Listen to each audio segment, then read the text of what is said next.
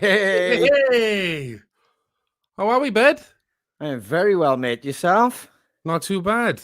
How are we, everybody? Thank you for joining us. This is CrowCast episode 15, and the boys don't want to do it no more, basically. It's just me and Ronnie now. Sad times. No, that's not the case. Let me tell you what's happening tonight, folks. As you're all aware, we've got the wonderful, the incredible voice, Mr. Danny BOWES. He's coming on later on. But we're getting Danny on very early. So basically, it's a bit of a change of structure in the CrowCast. Myself and Ronnie are going to be interviewing Danny. And then after the interview, we'll get the rest of the Crows on for our usual shenanigans. Oh, yes. So keep your questions coming in. The boys are backstage. They're currently looking for any questions. We can have a chat with you all later. And as Shane said, Danny's going to be joining us really shortly. But it's just a weird time at the moment, isn't it? Because England are operating at different pace to us. So obviously things are starting to become a new normal. I think that's fair to say. So Danny's obviously, we haven't got the time we'd like with Danny tonight, but he did want to come on. He wanted to say hello. He wanted to spend a bit of time. He loves what we're doing. So it's just great to have him on, have a quick chat with him. And then the boys are going to join us later then, so we can have a bit of banter with them. It'll still be Dave's. Did you know? Is he going to be right tonight? What do you think, Bud? Is he going to be right tonight? Oof. Well, the law of averages state no. The chances are no. Change of format tonight, but nothing too major. Can't wait to speak to Danny. Huge fan. So, but we'll get him on about 9:15. So in the meantime, what have you been up to this week, Ron? Really busy one this week, mate. It's I've managed to do a little bit more cooking. Managed to do after Paul Anthony joined us the other week. I was busting to get back on the smoker and try a bit more barbecuing. So I took a few of his tips and they did work.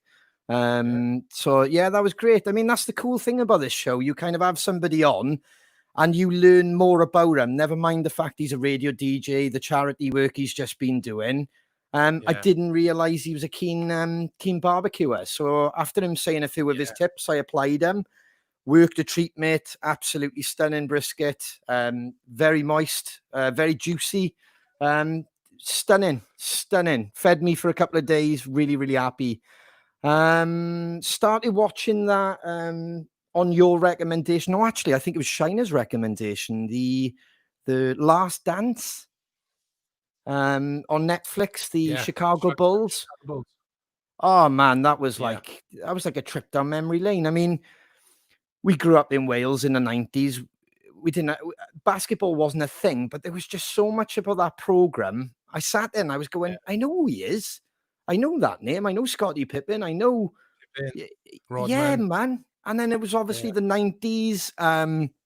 So the trainers with the Air Jordans, and I can remember people in school, and like if they turned up and they had you know what I mean? So, oh man, what a cracking season! I think I'm on like episode 5 or 6, so I haven't finished it yet. What do you want, 6? Is it? Yeah, I think so. I just got to the point now where the Olympics, they just showed the Olympics part where they did the All-Star. But so intriguing, bro. It was like even when they did that whole Olympics thing, I can remember being a kid watching that 1992. I must have stayed up with my dad, or it was a Barcelona one, wasn't it? And it was obviously Freddie Mercury did the track, like, you know. So man, what a season to kind of bring a smile to your face, just because it reminded me so much of my youth and my teens, like, you know. So but there is stuff later on now, just after that, where what I didn't know, I obviously knew like Jordan retired and then came back, sort of thing, but then the consequences of that and what happened and stuff, it gets a little bit dark. Oh wow. But and that team in particular had so much like player power, Jordan in particular, like, but it is interesting, like, it is really interesting. Yeah, Charlie Farley's just put Reebok pumps. It was funny because obviously I've just got that part now where he covered the Reebok sign. Yes. because of the whole Nike thing, and Yeah. it just so intriguing, man. How like Nike might never have happened if he would have had his way, because he wanted a different sponsorship, didn't he? Yeah.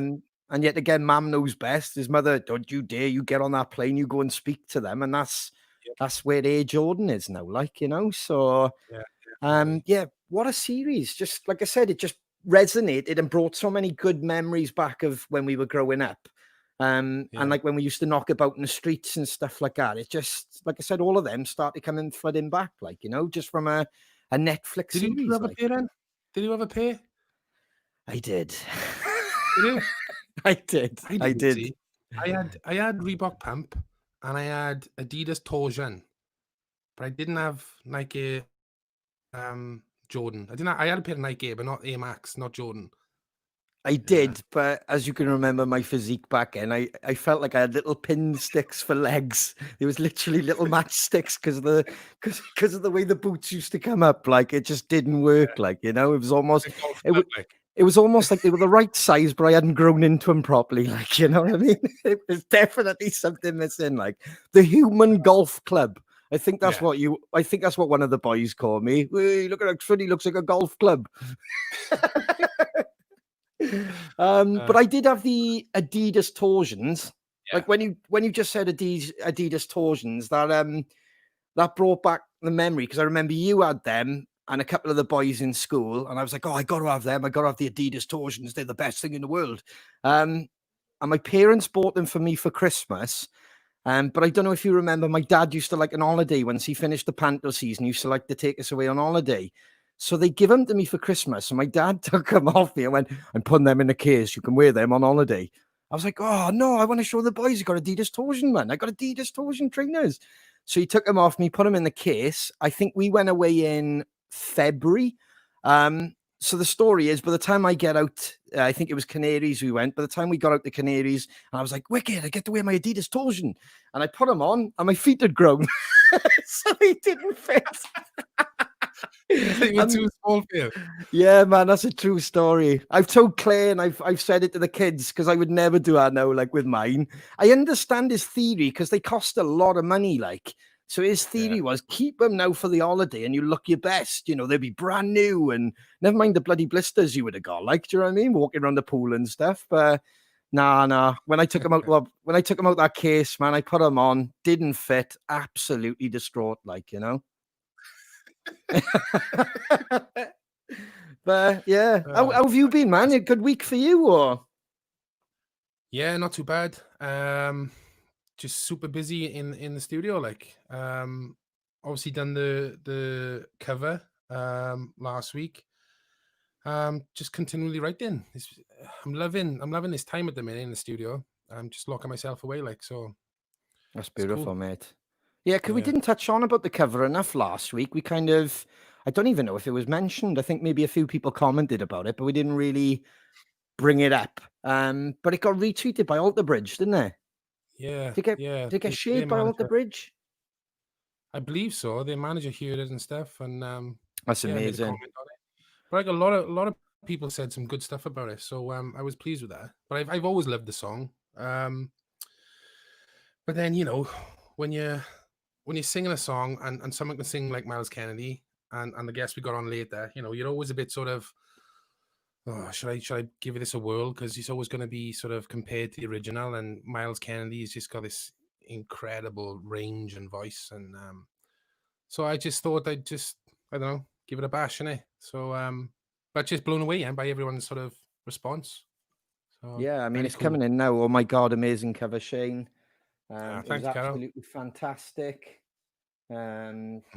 Steve Arnold, amazing cover. Nice Um, one, Steve. Christine. Yeah, there's a lot of love, mate. That's why I wanted to bring it up, because I don't think it was really touched on last week. For anybody who haven't heard the cover version, it's on Shane Greenall YouTube channel. Give it a like, give it a share. But yeah, it was banging, mate. Absolutely great job. I remember you were dabbling with it on Point of No Return. I think like Yeah. every time like you had a chance to pick up a guitar, it was always kind of there, and then you'd start playing it. Yeah, because the tuning of the guitar is different to our tuning. It's in G. G tuning. And then you turn it down to that, and it just opened up these like different voicing and the notes and stuff. And I was also thinking and writing a song in that tuning. Um, but I'd never really dabbled in it until that song. And then again, as soon as you start, it opens up other avenues, doesn't it? So yeah, really cool, really cool, Yeah, brilliant I think song, amazing song. I don't know if we mentioned that on last week's show or whether we were just talking about it to somebody else, but it has kind of opened our minds as well. Sorry, where we can go with tuning. For any Mm. musicians listening, obviously you don't have to really stay around the same area now. It's kind of good to explore different tunings, So Well, I said as soon as I went to that tuning the guitar, I felt my range sort of got higher. I could do more on the top end. Um, I don't know if that's like a standard tuning for Miles, but it makes sense where he goes then vocally. Perhaps that key I wouldn't have gone that way. Do you know what I mean? In our tuning. So yeah, it is food for thought. So who well, knows? here's a quick cheeky question for you, but David Eastwood asked Shane what Thunder song he would like to have a go at. Oh man, don't do that to me. No, not with a great man coming on. Love He's walked in. I mean, it's a classic, isn't it? I'd love to sing a chorus of that with a great man. Any song, to be honest. just to sing with Danny would be incredible. Um, who knows? Maybe one day. Chris Jones just said tuning makes a massive difference. Oh, huge difference. Huge Um, difference. Anthony Sutter, Better Man. Yeah, it's a cracking tune. There's so many. Yeah, there we are. No, they're all coming in, mate. You'll be doing an album now.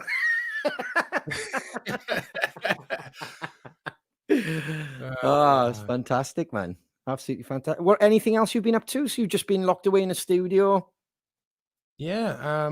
I know we've been busy like with band stuff, the business behind the scenes, looking at certain possibilities, not just live shows and sort of liaising with our management and stuff for what we can and can't do, but the business side of things for the Crows.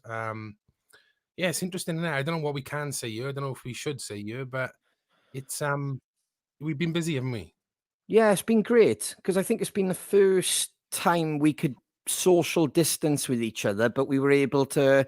Because basically, for anybody who doesn't know, there's a lot of people from Wales listening to this, a lot of people from Canada, Scotland. I don't want to leave anybody out, but there's a wide range of listeners. The rules in Wales currently are we still have to stay local. Yeah. So we are still kind of restricted, guys. So there's not rehearsal rooms are still not open. So it's a bit of a hint. We are kind of working on that side of it, aren't we? We're desperately trying to form some way of, if we do get a second wave or we do get any more halts or anything, that the band can keep as active as possible and bring as much Mm.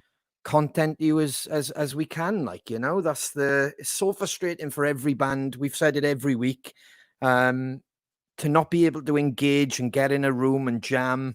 It's horrible. It's really It horrible, is. And we're, especially. we're about we're about 2 weeks behind, and we like Wales. But Mhm. then Leicester had that devastating. So I like the Scam Boys. I noticed they were Yeah. ready to go and rehearse and stuff, and then bang, nope, lockdown again. So yeah, it's just trying, like Ronnie said, trying to find ways that the band can progress without relying on outside rehearsal rooms and stuff. So we're just looking at possibilities for the Crows to have like a HQ, so to speak.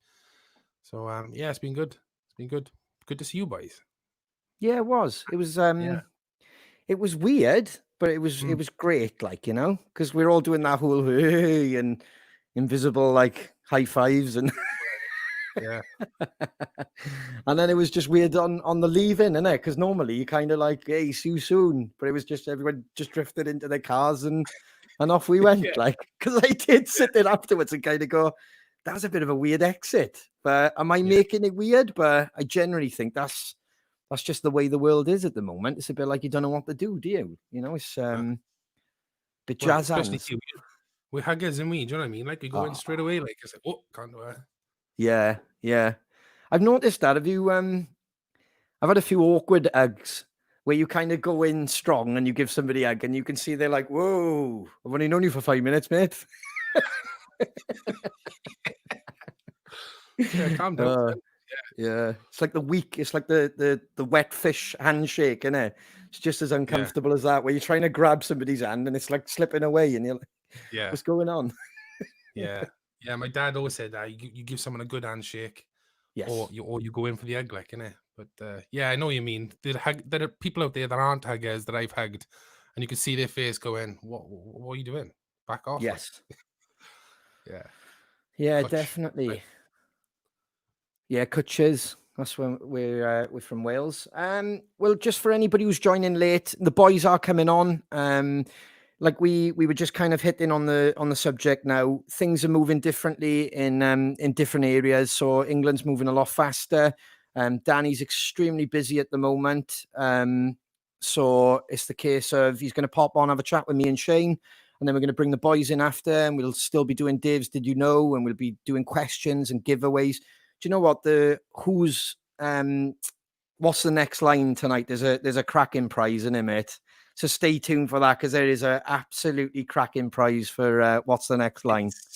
It's an exclusive. Oof. Nobody will have this. Yes. So stay tuned. Ooh. Should we do some birthdays and shout outs? Yes, let's do so. Cool.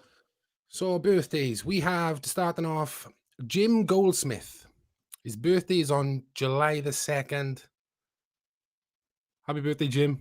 Happy birthday, Jim. What's the date today? The 30th. Yes. Yeah. So that's Thursday. Happy birthday, bud. Our brother, Max Reed, co-founder of Steelhouse. It was his significant birthday on Sunday, just gone. He was the big 50. Hey, Max boy. He's looking good though, fair play. 50. Can you believe he's 50? That's No, unreal. I can't. I can't. That's incredible. Wow. We've got Jamie Swift, aka Nunu. She is 28th on the 4th of July. That's lots of love from us crows, obviously, and your mum and Rob. Happy Apparently birthday. they call her Nunu because she was like the Hoover of Teletubbies when food was when the food was around. No, no, Jimmy, I'm not saying that.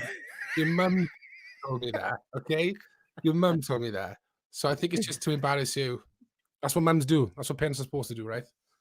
But happy birthday, Nunu. And we've also got a couple of shout outs. Alex and Kat Marsh, it's their 25th wedding anniversary tomorrow. Congratulations, guys. 25 years. Wow. Congratulations. Wow. That's amazing. Alex is That's a huge amazing. Thunder fan. So he'll be sticking around for Danny. Big shout out to Casey Hopes. She's watching the CrowCast for the first time tonight. That's from your stepdad, Casey. So you can either thank him and give him a hug or punch him in the arm. Embarrassing you. Up to you. Let us know which one you do. But glad you could join us. And that's all we got, bud. That's fantastic. That's fantastic. So, And yet again, because it's a bit weird, there's a lot of people still logging in by you. Where's the boys? Boys are joining us. They'll be here yes. shortly.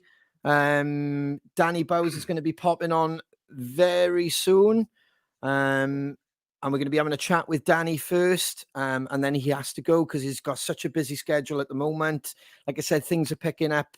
You kind of touched on it earlier, mate, about like Leicester with scam.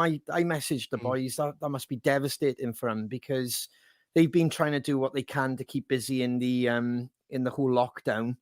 And Yeah. then to come close, because I heard the rumors, like I assume that'd be the next stage for them, is to get together, because they used to do kind of garage jams and stuff like that. But that must be Yeah. devastating now to kind of go backwards, so. Yeah. Did you catch that thing that Steve did when he basically had I think it was 10 or 12 covers of other bands. Yes, Did you see that? yes, Yeah. yeah. He done a version of Don't Give a Damn. Fair play. It was class. Well done, Steve. Yeah, and well done, Steve, because it was a big challenge as well, wasn't it? Because he had to learn all of those covers. So fair play Yeah, to him, for taking it on. But it's just a credit, absolutely. mate, to all the bands at the moment in the scene, and don't matter what scene you're in. If you're trying to be creative, don't matter what you're doing. It's just keeping active and trying to keep everybody's spirits high and keep, it's just such a bizarre world at the moment. So I think any bit Yeah, of content is truly grateful from the fans, yeah. A lot of people have stopped doing it though. I mean, they're like, because like England are 2 weeks in front. Hmm. Um, I know Phil stopped doing his, haven't he? Um, Phil Campbell, he stopped doing his now. Because he thought like that it was gonna, I don't know, it was just gonna stop. But I'm gutted about that because I love tuning in to watch him. I love his voice. I think Toby Jepson's stopped doing his. Perhaps doing it once a month. So it is sad because all these things have popped up with the virus and stuff, the coronavirus, the lockdown, and but we're hoping to keep this going, aren't we? Yes, that is the plan. Yeah, That is the plan. We've talked about it. There's been a lot of messages as well. Thanks for all the personal messages. People saying how they enjoy it every week. But it's definitely a conversation I think me and you constantly have of how we can kind of move this forward, how we can keep it going, how can we take it on the road? yeah, Because for everybody who knows, like next year's hopefully going to be a busy year for a lot of bands, but I think with the right kind of vision, this could go on the road with us as well, and we could still maybe definitely. keep bringing a weekly show. And more importantly, it's great because we're in touch with everybody. We know how everybody's doing. The feedback is phenomenal. Last week's show, mate, was that was something special. That was, man. It was great because we spoke to Ricky after the show as well, and a couple of days later, and he's doing great now. He's been demoing new Black Star Riders records, and I think he smashed that. Now I think they're done with the vocals. I think when I last checked in. Um, but yeah, man, the feedback for that was great, and that got me kind of thinking again. And why would we want to? You wouldn't want to lose that, would you? Do you know what I No, mean? So that's the no, problem. and you're right, bud. If you take a decent laptop camera, we can do this on the road. Um, on the bus, and Yeah, I think that'll work. I think Lloyd Definitely. said it before. It'd be funny. We'd all be in different hotel rooms, still on different cameras. Oh, Classic. which would be brilliant. Do you know what I mean? It's like, hang on now. I thought they were all together, but we still got to have the separate cameras, or we'd be sharing rooms. There'd be two on one camera. Yeah, Oh, that'd be absolutely brilliant. That'd be brilliant. yeah. Hey, big week for football as well, mate. I'll give you a moment. Go on. You know what? I tell you what, that's very nice of you. You're Very. welcome. I've never left a CrowCast. This will be my first time. Goodbye. So the people that don't know, we're big football fans. Ronnie's a Manchester United fan, and I'm a Liverpool fan. Oh, it's been The torture. tables have turned, brother. Huh? Oh, it's been The tables have torture. turned. And all these It, people are saying, "Oh, yeah, Liverpool's first trophy, first championship, blah blah blah." Anybody that's seen Liverpool play, this isn't a one. This isn't a one trick or one season wonder, right? We've been there knocking on the door for the past 3 seasons. It is now time for the pool to take over, like United did. In all fairness, all those years ago when they were dominating, it's Liverpool's turn. Move over. They haven't been the same since Sir Alex. All whiskey knows. oh, sorry, but I had Oh, you on mute then. yeah. No, in all fairness, I've enjoyed having the football back. I don't know if we touched on it really with Ricky a lot, but I've been finding it weird, mate. So you've got the 2 channel option, and I had to help somebody with this the other day because they were quite savvy with their Pro Tools, so they had created fan noise which they had on their Yeah. laptop while they were watching the TV, and I said, "Why don't you just turn the channel over?" And they were like, "Oh, I didn't know." So obviously Sky have got this Yeah. 2 channel thing going. I kind of preferred it without it. Because I I'm know a what you real mean. I don't know if you've picked up on this, right? I said it to Brody. I'm a sucker for the noise and like little, like what we're on about melodies, little things in songs. I was exactly the same with the crowd. So there was a part where a player had rushed forward, and I didn't feel that the crowd were giving the right response to that movement. Like, do you know what I mean?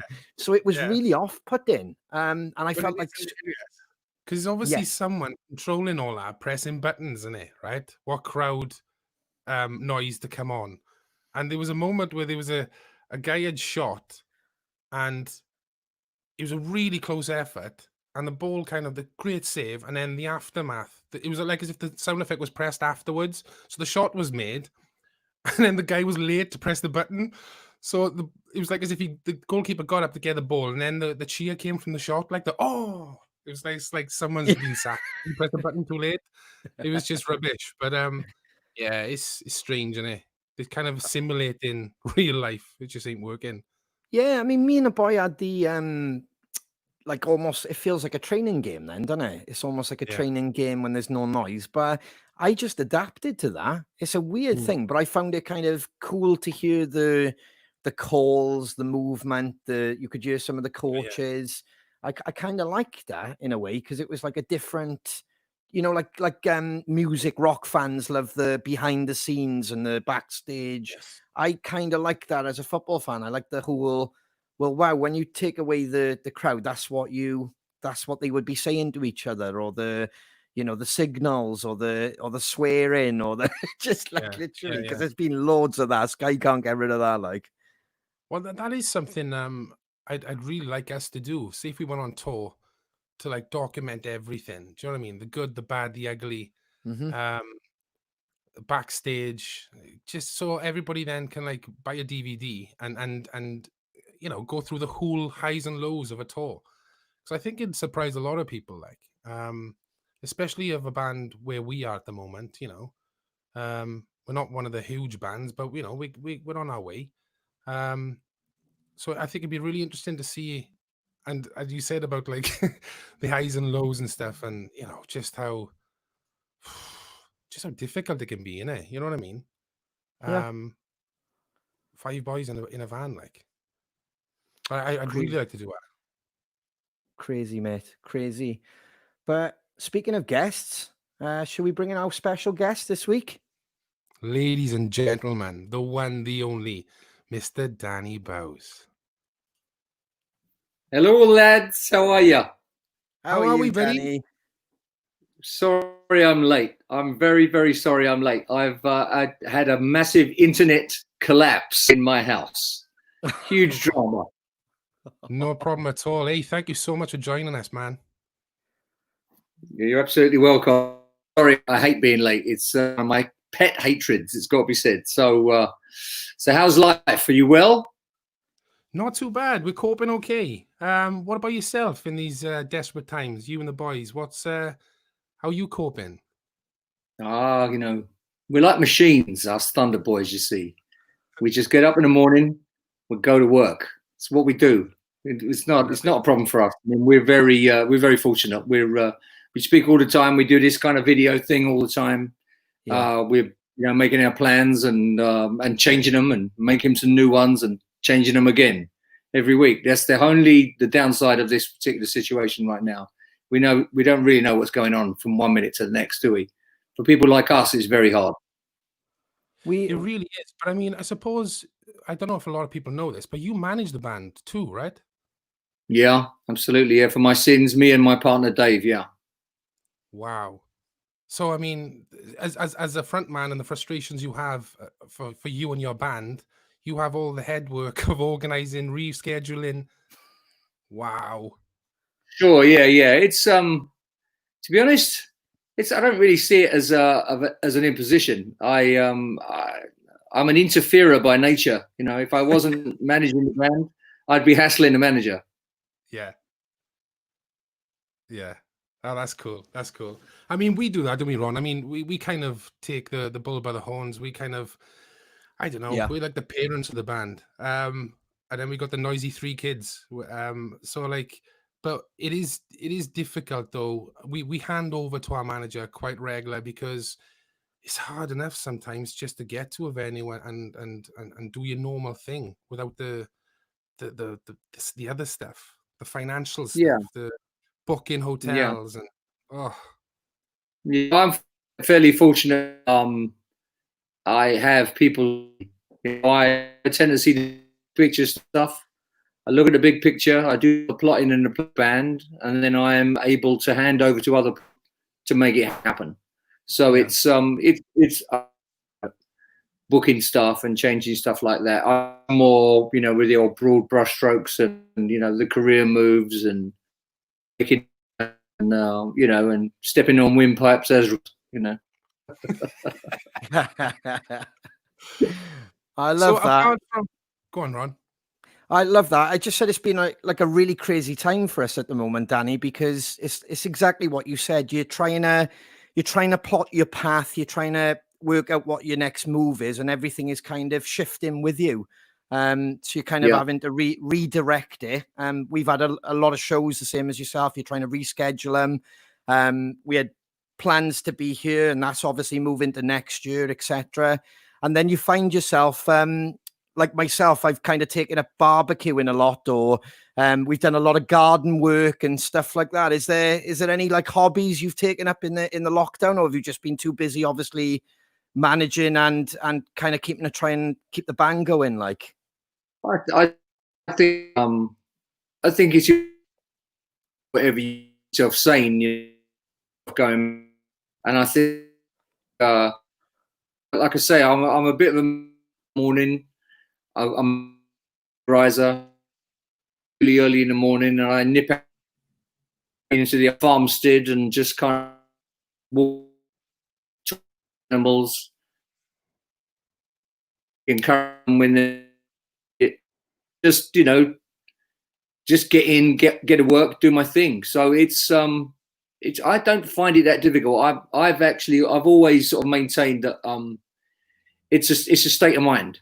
I think you have to feel the way you want to feel, apply that to how you get on with your day each day, and then it makes you kind of bulletproof, really. I mean, I don't think about it too much. I just know what my objectives are going to be and crack on. I'm very fortunate. The band are very good. They're good guys. We agree a lot of the time. We spend most of our time laughing. I'll be absolutely honest with you. We genuinely do laugh all the time.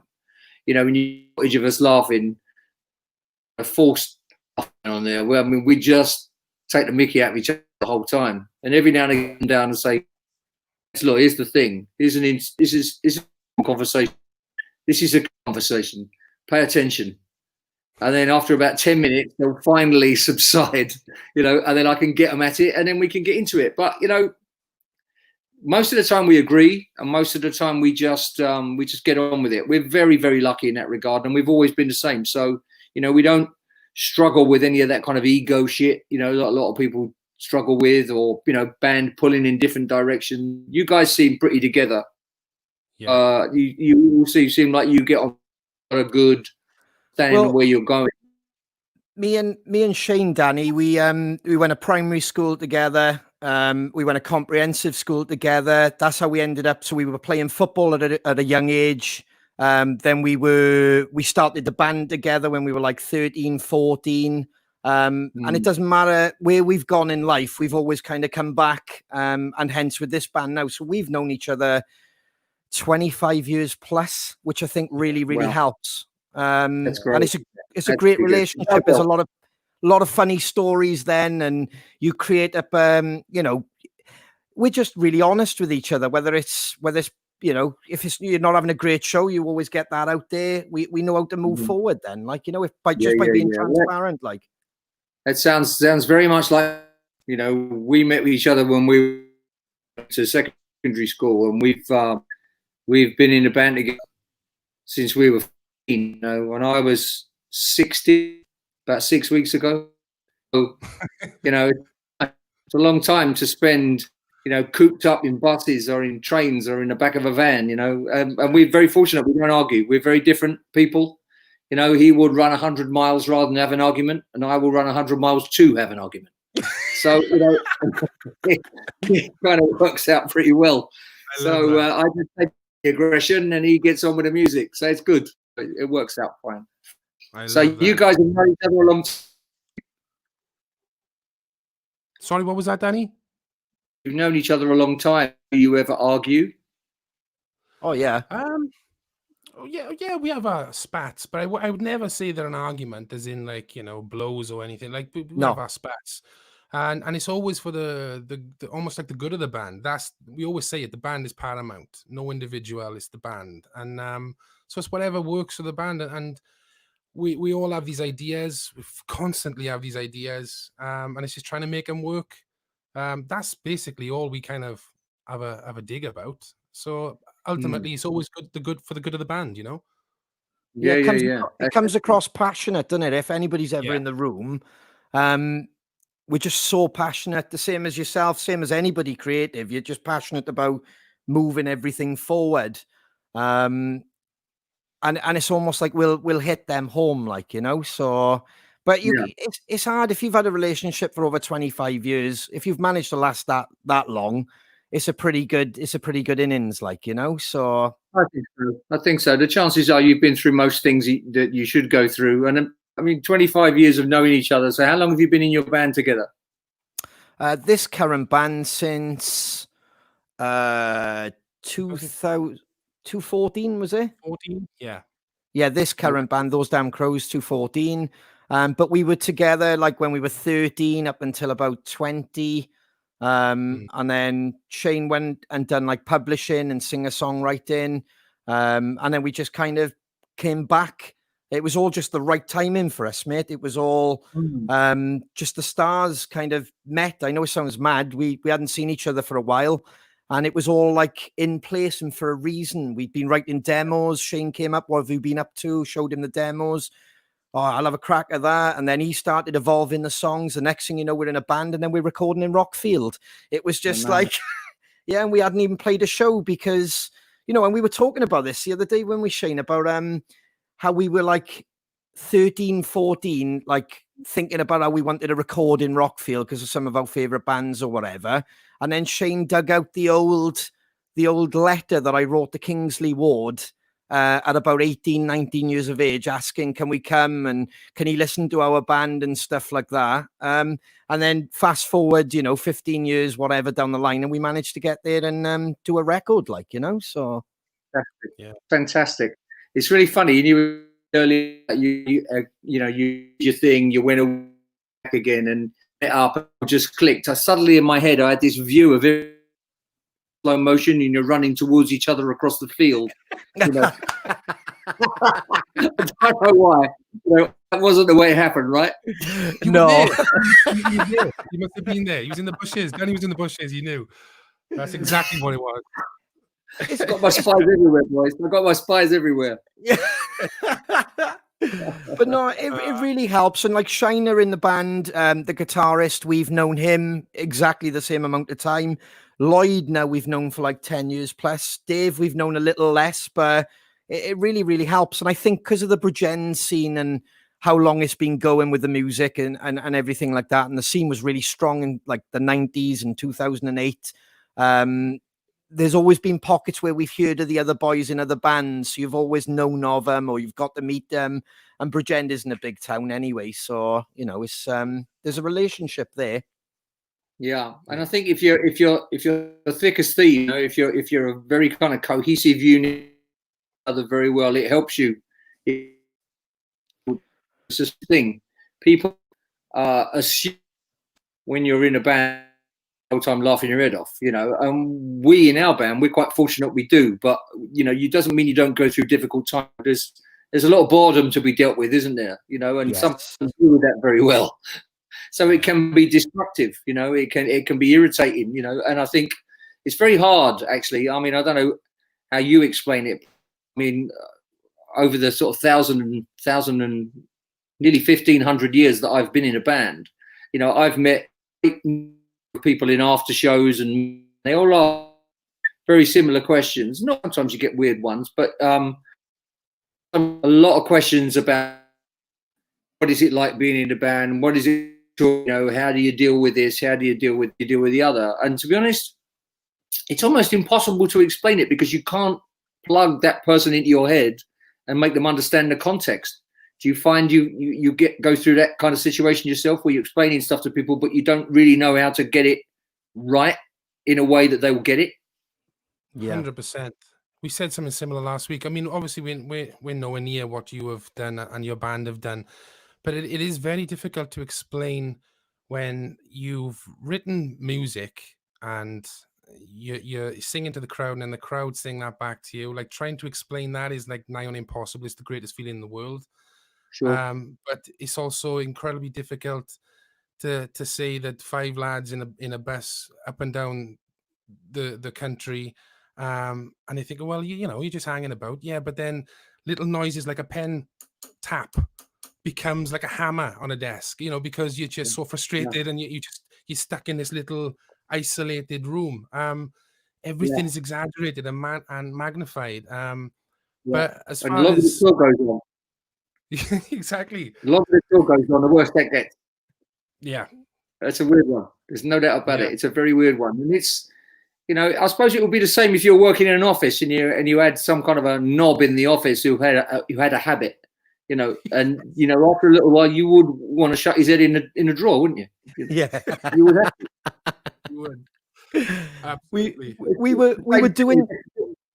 we were doing something similar like this a couple of weeks ago with our friends, like one of these Zoom having a drink in different houses, and we were trying to explain to them a band story, but it's so hard. It's exactly like you just said, Danny. How do you explain that to other people? Because it's almost a moment. It was funny to the band because you might have traveled for 8-12 hours and it's really not funny probably, but to you as a band in that moment, in your little bubble, in your world, it's the funniest moment ever, like, you know. And we were trying to explain little things like that, when we, Shane, and me and him are cracking up and we can remember them and it's fresh and we're like, oh man, I miss the boys or whatever. But everybody else just got blank faces because they just don't get it. Like, they don't get, you know. Well, you know, they didn't go through kind of shared hysteria like you did, you know, after that long travel. And, you know, if you're not there in that moment when that happens, it's almost impossible to explain it. It is sometimes no point trying, you know, those over the years, you know, the old tumbleweed conversation. It's absolutely hilarious. You lay it all out there and they look at you like, what? What's wrong with you? Yeah. What do you do in that situation? Change the subject quick as possible. Exactly. Hey, listen, Danny, as a singer, I wouldn't forgive myself if I couldn't ask you about Monsters of Rock in 1990. Now, I know you get probably asked this all the time, right? But do you know the one moment that really stood out? I know people were saying it was like almost career defining for you and the boys and stuff. But like when like before you sang Dirty Love, do you remember like the 5 minutes sort of, I don't know, it's like an introduction you had about how you were describing it to the fans and the crowd that was reacting to you? Man, I listened to that so regular. The crowd interaction you had just before Dirty Love, man, that was so special. It was incredible. I think the whole thing was almost like an out of body experience. It was very surreal. I think if you understand the lead, you know the story about how I lost my voice prior to, and I had to go down to Harley Street and all that rubbish. Yeah, well, I mean, I went to see the guy. You know, I had no voice. We were playing a show with Poison at Rock City in Nottingham, and we had one more warm-up show to go. It was at the Marquee in London the night after, and we had to cancel, and we limped through the Poison show in Nottingham because my voice had just completely gone. And we apologized, went off early, and I sat in the tour manager's car and said, "We have the biggest of our life coming up in 4 days' time. I need to get something done. What can we do?" And he drove me to Harley Street. We left the band. They went off and did something else. He drove me to Harley Street the next day, and I saw this doctor who basically said, "Here's this massive, great, big syringe full of steroid. To put this in your arsehole." And I'm sure he was a doctor. It's getting bigger. And he said, "It's really like that. Yeah, it's like this big, right? It's this big. And basically, you are going to have to not speak for 3 days. For the next 3 days, you can't speak, you can't sing, you can't do anything at all. If you do, you will ruin your voice and you'll have nothing come Saturday. So I said, okay, I'll be a good boy. I'll take that. Now, anybody who knows me will tell you that is almost impossible for me to do because I do a chat. Right. So I did it, spent 3 days doing nothing. In those days, there was a sound check the day before the show, and Thunder were allowed to sound check. It was the most amazing thing, that huge, great field with no one in it. And we stood on the, or they stood on the stage and did the sound check. I was at home. And Luke called me in the evening and he said, how you feeling? I said, I'm not supposed to talk to you, but I don't feel too bad. So he said, okay. I said, how was the sound check? He said, the sound check was amazing. The sound on stage is incredible. I think we're going to have a great gig. So I said, okay, good. Well, I'm going to drive up in a minute. So I'll see you tonight. You'll probably be in the bar when I get there, but I'm just going to go straight to bed. So he said, okay, fine. And we both put the phone down and we both thought, shit, how on earth is this going to work out? I was terrified. And I drove up there. When I got there, they were all laying on the floor in the bar, drunk. And of course, I looked at them and thought, I wish I was there with them. But I couldn't. I had to go to bed. And the next day we got to the site and there was a whole bunch of promotion and people in those days. I mean, it was a event and there were press and media from all over the world there. The year before was cancelled because the year before that, some kids got killed during Guns N' Roses performance. Yeah. So everybody was terrified the thing was not going to happen. And then there was a huge rumor flying around that we weren't going to appear. And I was locked in a porta cabin in the dressing room. I wasn't allowed to come out. So, of course, all these people looking in the door, looking in the window, and I'm just sitting there with my head in my hands thinking, I hope I can do this, because I had absolutely no idea if I could sing. And, of course, there were over 80,000 people in the crowd. They're so big you can't see the back, you know. Yeah. When they start noise, it falls back down the crowd, you know, like in a wave with the time delay. Yeah. And it was the most bizarre experience. We stepped up onto the stage to do the gig and the band were like this, shaking. I got this kind of strange, weird calm. Have you ever done a parachute jump?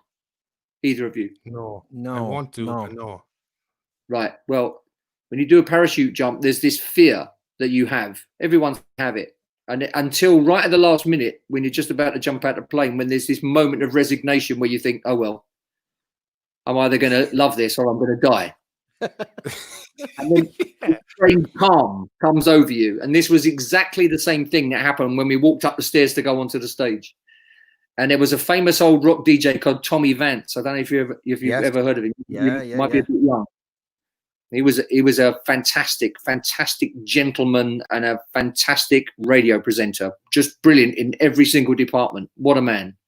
And in those days, the show was carried, they called it live, but it was a 2-minute delay to allow for him to edit in case anybody swore. Right. And it went out live on Radio 1. And as we walked up the step, he knew all about everything that had been going on because Tommy was very well connected. He came up and he called me over and he said, come in here into the booth, which was just to the side of the stage. And I said, what's up, Tom? He said, how you feeling? I said, shit my pants. Why? And he said, I need you not to swear on air when you do the show. So why is that? He said, because if you do, I'll have to edit it and I'm useless at editing. I'm doing it. So it's just so much easier for me if you don't swear. So I said, okay, I'll do my best. He said, don't swear. I said, all right, I've got it. I won't swear. But if it's all right with you, I've just got to go and do this now. There's about 80,000 people out there and they're all waiting for me to go on and everyone's trying to find out if I can sing. So if you don't mind, can I just go? And he said, okay, fine. And as I stepped away, just stepped out of the booth, he grabbed a hold of my hand, pulled me back, pulled me right up close to his face and he says, remember, don't fucking swear. I just burst into laughing. I thought it was the funniest thing. And of course, I completely, in that split second, I completely forgot about how I felt. And we walked on the stage and we did the show. And I got to the first high bit in She's So Fine. And if you watch the video, you can see my face change. Because you can see the smile come over my face where I think, if I can do that, I can do anything. And I'm sure most of the reason why that gig was so good for us was because of the collective release of adrenaline that took place, because we suddenly all 5 of us realized it was going to be okay. And after that, I have to say to you, I don't actually have any memory of anything that happened. I genuinely have no memory. The whole thing just flew by. And when we came off, our tour manager, who was a wise old sage, he used to look after the Who back in the day. Roger, his name was. What a man. I remember coming down the stairs and he said, I think on your toes there, boy. And that was it. It was thing. So the short question, I actually can't remember anything not in that bit of banter prior to the Dirty Love tune, but it was all completely made up on the spot. And that was going to be my next question. Was that made up? Because it was absolute perfection. No, just made it up.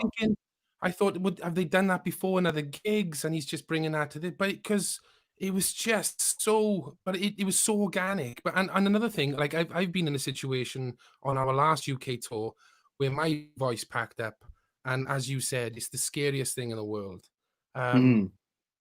But I wasn't playing Donington in front of 80,000 people. I mean, to go from having no voice, then walking onto that stage, wondering if anything was going to come out.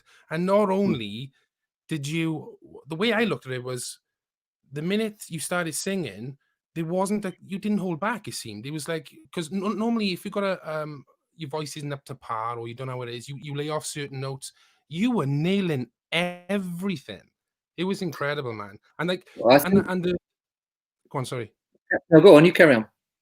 No, the introduction, that rapport you have with the crowd for 5 minutes, the band are with you, like you'd say a sentence and then wow. And it was just like, this is amazing. It was like 5 minutes before you got into the song. It was genius. I love it. Yeah. I listen to it all the time. It's brilliant. I genuinely have no idea where it came from. And it's a weird thing, you know. It's interesting. I'm in the throes of collaborating with somebody on a book, and some of that story is in the book. And one of the things that came up during the talk about the book was how, you know, where do you get your confidence from to do something like that? You know, because if you're opening on a show like that, you know, you've got to feel very confident that you can pull that kind of thing off. Because if you're not quite confident, the audience will smell it. They will smell your fear. Yeah. So you have to be completely confident and, you know, completely their balls deep. You know, if you're going to do it, you're going to do it properly. Yeah. And what that I was trying to explain to the guy when we were talking about the book was that for me, it was all about sort of trial and error. As a kid, when we started out, I didn't have any confidence at all. I used to spend all of my time looking at the drummer. I couldn't face the audience at all. I was just terrified that they would know if I was singing it wrong or I'd missed the word or I missed a note. Just terrified, completely terrified. I loved singing, but I hated performing. And it was probably a good years of trying and trying. Luke taking me to one side. He doesn't remember doing it, but for me, it was like a moment. I remember him saying to me, if we're going to get famous, you are going to have to look at the audience, because it's really important that they can not only hear you sing, but see you singing it. They want to see you hit those notes. Yeah. So I said, yeah, I know. I'll try. And I was like a jelly as a kid. Really, it was like a jelly. And it was only with little bits of like good things happening. You know, you might try something, or you might try having a little conversation with the audience, and if they laughed, you know, or you got them on board, or they clapped as a result, you thought, oh, that was good, I'll try that. You know what it's like, it's just trial and error. Yeah. And sometimes it works, sometimes it doesn't. But for me, the big moment was seeing David Lee Roth when Van Halen did their second tour on their second album. I was lucky enough to see him in London at the Rainbow Theatre. Not only was the band stunning, he never was the best singer, but what a frontman. My God, what a frontman he was. I think up until that point, I'd spent all my money as a kid going to see bands play and buy records. That's all I ever did. And I saw loads and loads of bands play. And the band that stood there alive, you know, like listening to a record only with in front of you. It wasn't a show as such until I saw David Lee Roth. And I can remember very clearly, they went off. And then when they came back on encore, he came out through a curtain. And as the curtain opened up, he came through it. We had some leather chaps on. Obviously, he had a good old physique, the old hairy chest, bare top. And he had some chaps on. It became apparent that he had his huge ostrich feathers behind him, sticking out of the back of his trousers.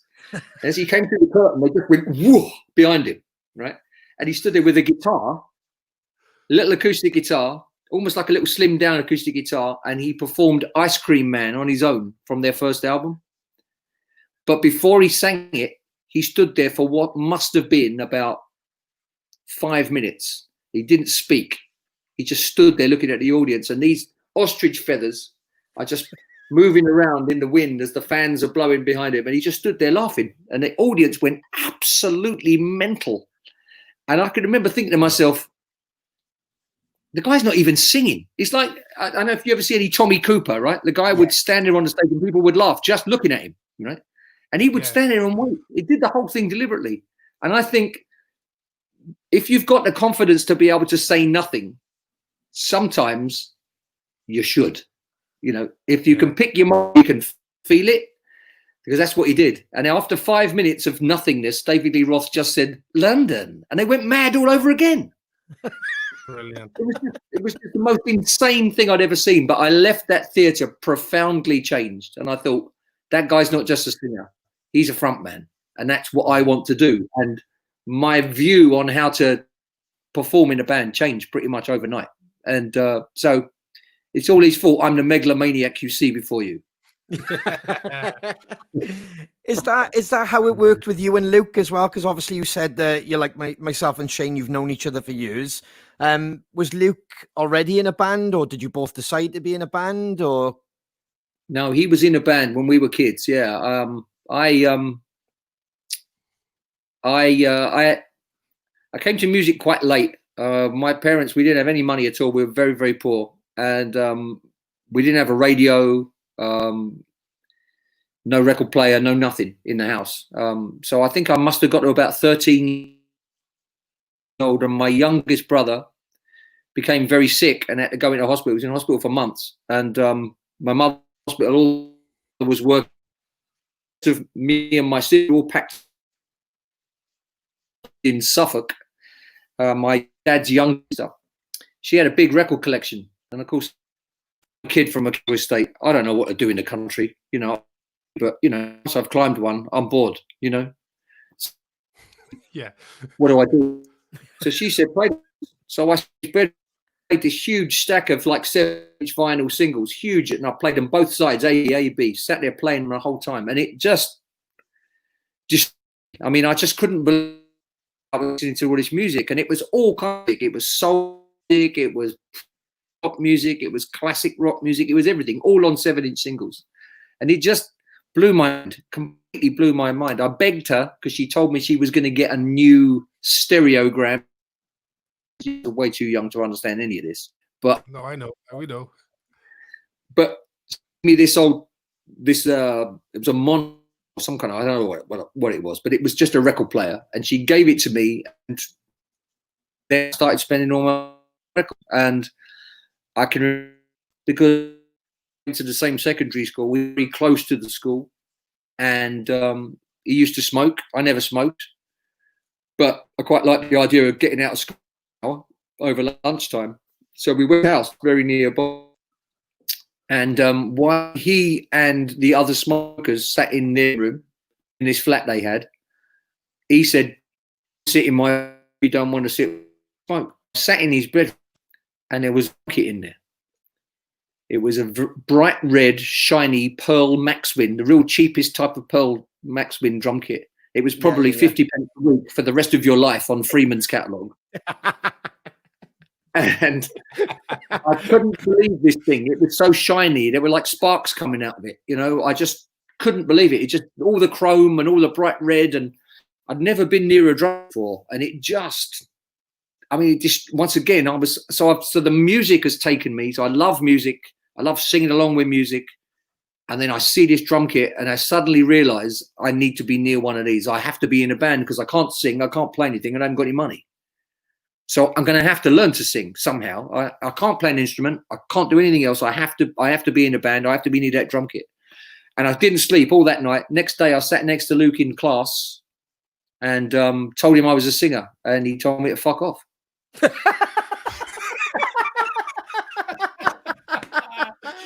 Oh, you queued that up beautifully. That's amazing. It is the truth. That's exactly what happened.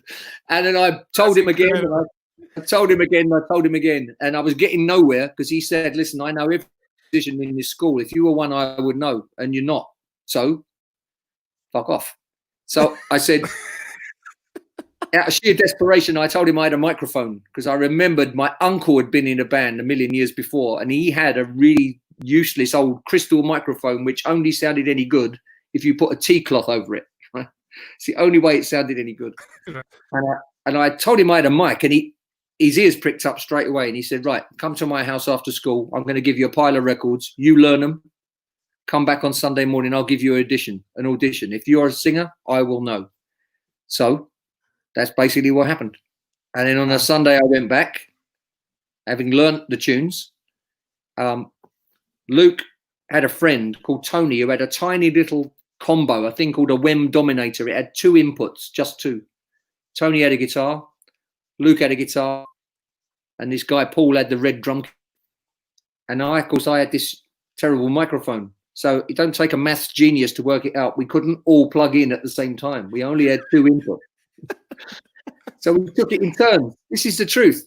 Luke would plug in and I would sing with him and the drummer. And then Luke would give to Tony and I would sing and the drummer.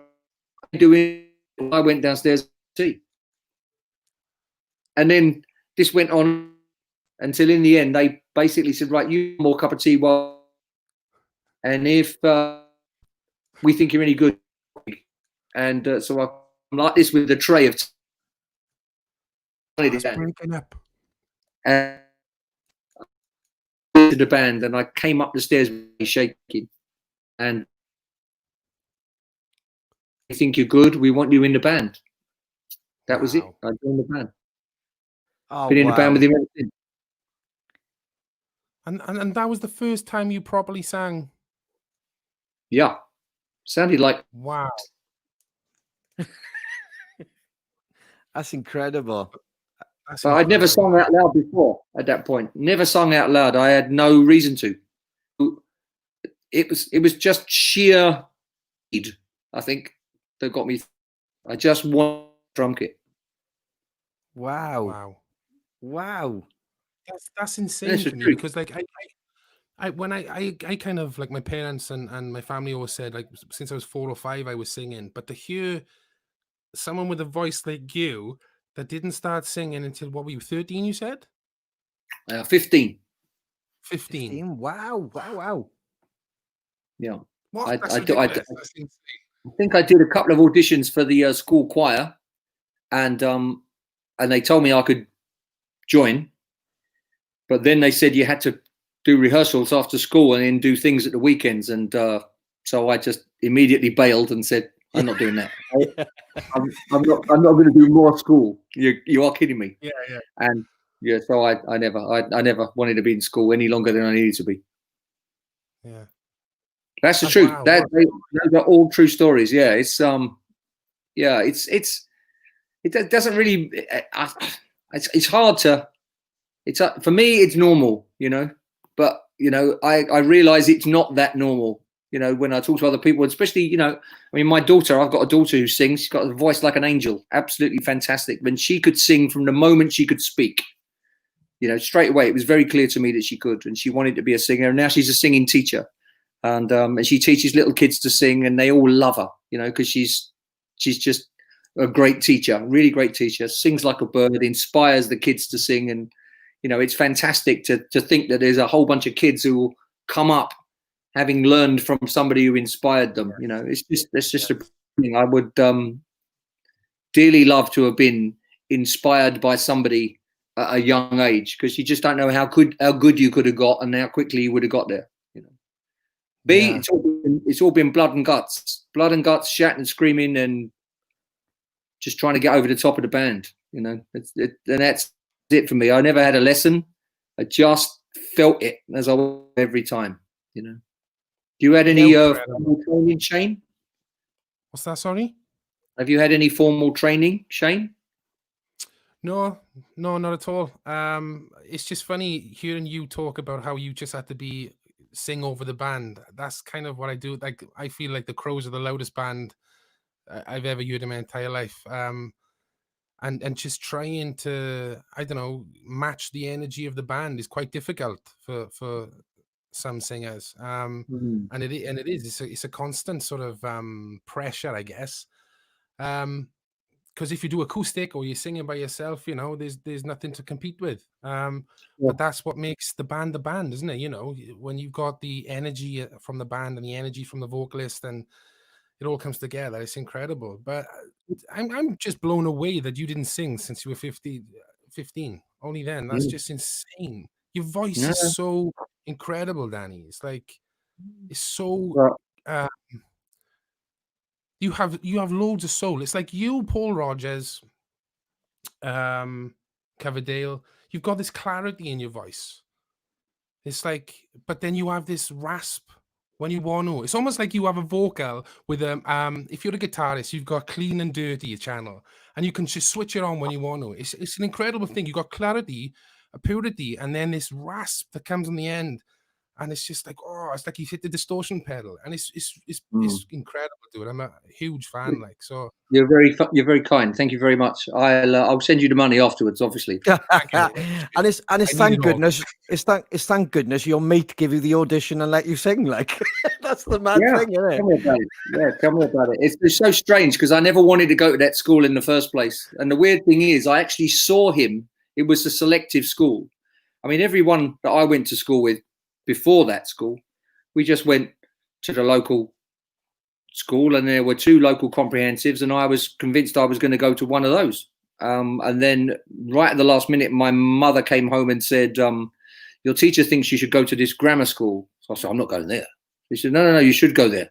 You know, she says it will be the making of you. So I said, I'm not going there. None of my mates are going there. I'm not going there. So we had this weird kind of standoff, and but eventually I kind of gave in, because my father threatened to hurt me. So there was no choice. And so I went along, but you had to have an interview. And when I arrived, it was like a really old-fashioned, dark brown foreboding school. Lots of wood paneling all over the place. Guys walking up and down with those kind of, it's like an old-fashioned film. You know, there's guys in sort of mortarboards and gowns. You couldn't see their feet, like they were gliding along, like they're on wheels, you know. Very odd. And, you know, captains of rugby, these signs all up and down all over the wall. Very, very strange place. I mean, completely alien to me. And when we arrived, me and my mother, they said, you need to sit in the vestibule and wait to be called for your interview. So, of course, you know, we both stood there looking completely blank, because neither of us knew what the fuck a vestibule was. I don't know. I'm going, what is it? What is it's it? like a reception area. Right, cool. Yeah. It's like a thoroughfare, you know. It's like, you know, go in this bit and go through the vestibule to get to that bit, you know. But you know, they can't call it a waiting area, you know. No. They've got to call it a vestibule. You know? We're standing there looking at idiots, don't know where to go. Even as an 11-year-old kid, I'm thinking, you know, there's something wrong with this. You are trying to make us feel small. And we went into this vestibule and we sat there. And who is sitting opposite, right? Luke. And at that point, he had bright red hair. And I don't know if you've ever been close enough to see Luke and the size of his head. but Luke has a very, very big head. Okay. It's enormous, right? And with this massive, great mop of bright red hair on top, it was like a wonder to behold. It was like the It was eighth like an wonder of orange the on a world. cocktail stick. You've never seen anything like it in your life. It was ridiculous. And I just sat there agog at the size of his head and all this hair, because I had had really, really long hair right up until the day before I went for this interview. 3 years before, when I was 8 years old, my mother, we didn't have any money, I told you. My mother went into a local shop and asked if there was anybody around who would do haircuts cheap. And the guy in the sweet shop said, if you go down that road over there, there's an old boy who cuts hair cheap. He's got an air raid shelter in the back of his garden, and it's an old one, an old tin shack, and he cuts hair in there really cheap. And so my mother took me there and left me there with this old boy with his clippers. And the reason he was cheap is because he was blind. And when I left there, he'd had several attempts at trying to match up the side until in the end he ran out of hair and I was bald. This is the truth. I was 8 years old and I left there mentally scarred and bald. And so every time my mother told me I needed a haircut, I used to run out of the house and I wouldn't come back until it was bedtime.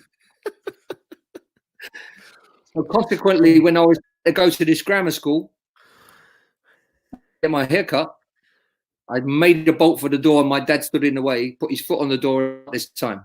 You know, mother will get upset if you don't get your haircut because you won't get into school. If you don't get into school, she'll cry. She cries, I will hurt you. You don't need that. So I got my haircut. And of course, the next day I'm in the school and there is Luke with all this massive red hair. Wow. I'm there like short back and blow lamp, and he's there with all this red hair. And I didn't know him. I sat opposite him and I'm glaring at him. My mother, she just digs me in the ribs and she says, don't stare, under her breath. So I said, you know what I'm thinking, right? And she said, don't worry about it. He won't get in. That's what she said. And I made it my mission. When I got the letter to say that I'd been accepted into school, I reported on day one. I didn't take any notice of anything that went on. All I needed to do was find that kid with the hair. And he got in. And when I went home, my mother said, how was your first day at school? I said, he got in. That's all I said.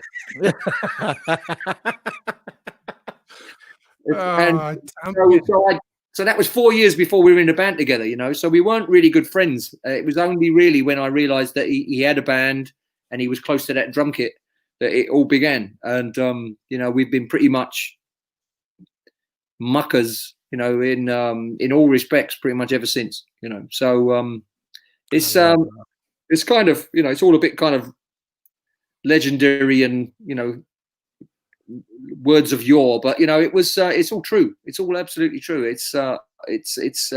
We're proud of the relationship because, like I say, we don't argue. You know, we dovetail very well, and I always rely on him. I always relied on him to give me tunes to sing, and he always relies on me to sing them.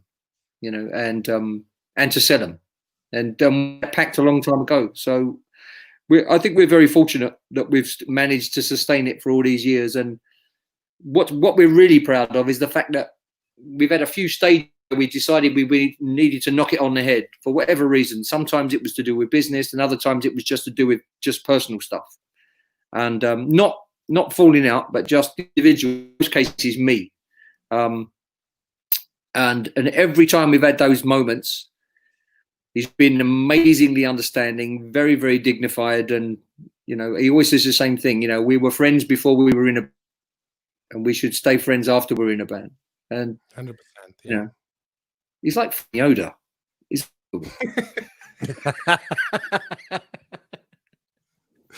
it's great. It's great. No, we're very proud of the relationship. We're very proud of it.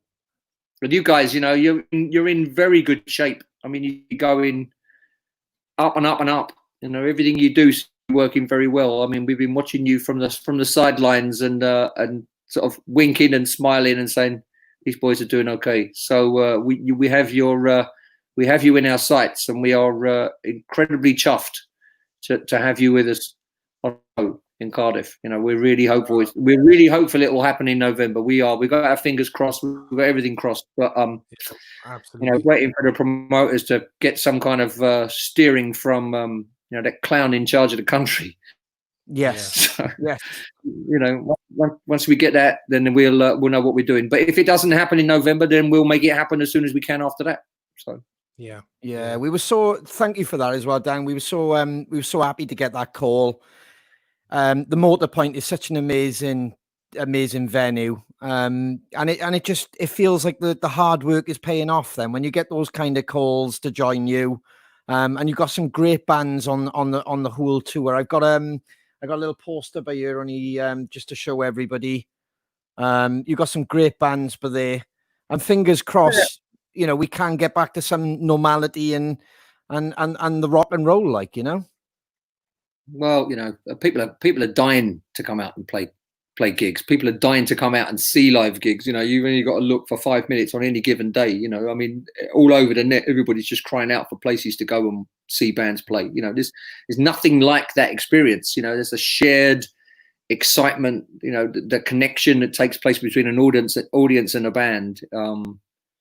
And we're all missing it, you know, fans and bands. Oh, yeah. So, you know, we need to get out there as soon as it's humanly possible to do it. And I think as soon as they give everybody the green light, you know, everybody's going to be out like dogs out of traps. They're going to be running towards those venues, you know, trying to put those shows back on. So, and we're no different. So, the moment we get the nod, you know, we'll be letting everybody know.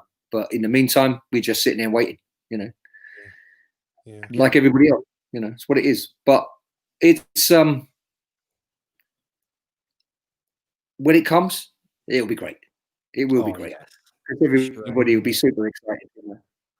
Yeah, no doubt. Hey, the Planet Rock thing. So are you doing that from home? The radio station, Planet Rock, are you doing that from home? Yes, I do. I do my show from home. Yeah, I used to go in there and do it, but obviously once the lockdown started, that wasn't possible anymore. So yeah, set up a little studio at home and got myself together. It took me a few goes to feel comfortable because usually I've got my producer in the room with me, and my whole mission is to, you know, he's not supposed to speak, he's not supposed to make a noise. So my whole mission is to try and trip him up and make him laugh on air. You know, the more I speak to you, Danny, I can't wait to get on tour with you. You sound, I tell you what, you're hysterical. Yeah. Got some great stories there, mate. You're a wind up. I love it. Well, you know, I just think, you know, if you can have a laugh, why wouldn't you? You know, why wouldn't you enjoy yourself? You know, life is it's soon over. You know, so you got to enjoy it while you can. You know, and if you can find some fun in any given moment, you know, you're richer. You're always richer. So you know, it's a good laugh, and I think, you know, we're very fortunate as a bunch of individuals that we do get on, as I said earlier on. So we you know, we do spend all our time laughing. We're just trying to make each other laugh more and more and more. I mean, we've got some things that we're planning to do, and we're having these Zoom meetings. I mean, if only I could record them, and well, I do record them. If only I could play them to people. I just think it would be hilarious. I don't think anybody would buy our records again, but I think they would laugh. No, we've got some great things in the works, and we're really very much looking forward to getting them done. So no, it's been fun. It's been really good fun talking to you, lads. I think I do wish you well. I really do wish you well. And thanks for coming on, Danny. We appreciate it. The response you've had off all the fans and everything, they're all saying thank you for coming on. Really entertaining. Love the stories. Great. There's a lot of love, mate, and we just can't wait to actually meet you in the flesh and get some rock and roll to the people. Yeah, well, you know, that will come around soon enough. You know, we just have to not beat ourselves up fretting about it in the meantime. I think that's the key. You know, like I said earlier, it's a state of mind. You know, you gotta feel comfortable in your. And I think if you can kind of bide your time and make use of your time productively. I mean, I've seen some of the things that you stuck up on YouTube, Shane. I mean, you know, some of these covers you've been doing, mate, stunning. I mean, that Alter Bridge tune you did really good. Thought it was so good. And what I really loved as well, right at the end, a little wink to the camera, cheeky boy. Loved it. Loved it. I learned from the best. Oh, Thank love you it. so much, Really good. Danny. From you. Thank That you, means the world. Danny. Thank you so much, mate. It's been a pleasure, boys. Take it easy, stay safe, and we'll see you, if not November, then as soon as possible. Yeah? Perfect. Thank you, Danny. Thank Take you, care. Danny. So how do I Cheers. get out of here then? I'll do it Well, now, so my do I. friend. See you soon, mate. I'm coming Take up. care. Take care. Ah, man, that was awesome. That was absolutely What a awesome. legend. Absolutely awesome. And he's so busy at the moment. He's got a lot on, like you said, with Thunder. He's operating at a different pace as well, because like we said, Wales is a bit behind England. It's great that he can get together with the guys. It's great that they're keeping active on Zoom. Fantastic that, you know, we're all hopeful that this November date is going to come together. I'm going to put the poster up again. Fingers crossed, people. If this can come together, these are the dates. Some great bands supporting. And if you go over to Ticketmaster, I'm going to put the details up by you. We're supporting Thunder Thursday, the 19th of November, 2:20 at Cardiff Motor Arena. For details, visit ticketmaster.co.uk. Brilliant. Absolutely brilliant. That's incredible, man. Right? I mean, I just want to hang out with Danny now. Do you know what I mean? And it's like, Yes. because I met Harry in the Cozy Powell bash that I did a couple of months back, and just his character and how just so funny he is. Do you know what I mean? Enjoys life exactly like Danny there. It's the What a banter, mate. twang. Yeah, man. It's the banter, isn't it? Like, it's that humor. We grew up on the same humor as well. So I genuinely can't wait for that. That's brilliant. Like, yeah, incredible. Right, should we get the Crows on? Let's do it. Crows assemble. Let's see how this works. Oh, there they are. There they are. Hey, it's the three noisy kids. Let's get the real start. Hey, Mum. Hey, Dad. How you doing, boys? How's it going? You all right? It's got Wow. boxes as you do last week. All right. Been watching backstage. It's been quite nice being on the receiving end of it. It's been good. Some incredible stories, wasn't it, boys? Yeah. Yeah, I love the way of the old vestibule. That was cool. Yes. Yeah. I was looking and thinking, I know what that is. Oh, did you? Yeah. I did the word, but I wouldn't have a clue what it was. Yeah, What it's a lovely guy. incredible. Yeah, Yeah, it was awesome. great, man. man. Really, Enjoyed the part when he was on about like Donington with Tony Vance. yeah. Yeah. Incredible. It's like, don't fucking swear. Yeah. How's your week, Dave? Been all right. I've just been nursing the dog back to health. She hasn't been well, so been making sure she's had her medication at the right times and keeping an eye on her and just keeping her quiet. Really, she's back to herself now. So that's just pretty much all I've been up to. Really, cooking a little bit. Been signed up to that HelloFresh thing where you get these ingredients delivered to your door. You choose like a certain amount of meals, and then you could just cook them up. Then, so we're doing a lot of cooking. It's been quite nice. Oh, But apart from very that, cool. it's been all right. Yeah, just been nursing the indie. Like that's pretty much been the crux of my week so far. So explain So, that HelloFresh. What's the vibe with that? I've heard of it, but yeah, you basically you go online and you choose. They've got a big menu. Basically, you just choose however many meals you want, and they just send them to you in a post, and you get all the ingredients in the post, and it's like they're in like bags, like kind of like a McDonald's bag.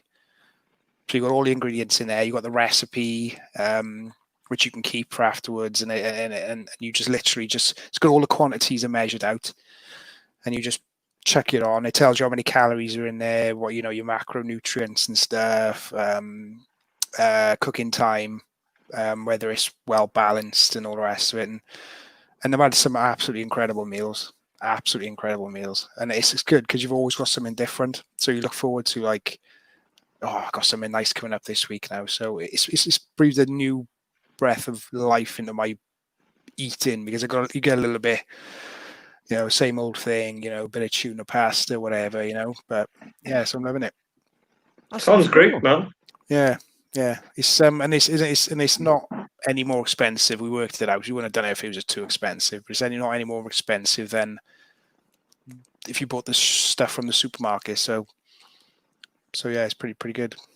Yeah, because I don't know about you boys. I'm starting to get just really struggling thinking what to eat next. If that trying to be inventive, because otherwise it just becomes samey. Trying to eat better as well, so that's harder. So you're trying to find recipes that kind of work within a diet. And interesting, because I do like food. I know a lot of people don't like food, but so that's something I'll have a little look at that, Dave. That sounds wicked, mate.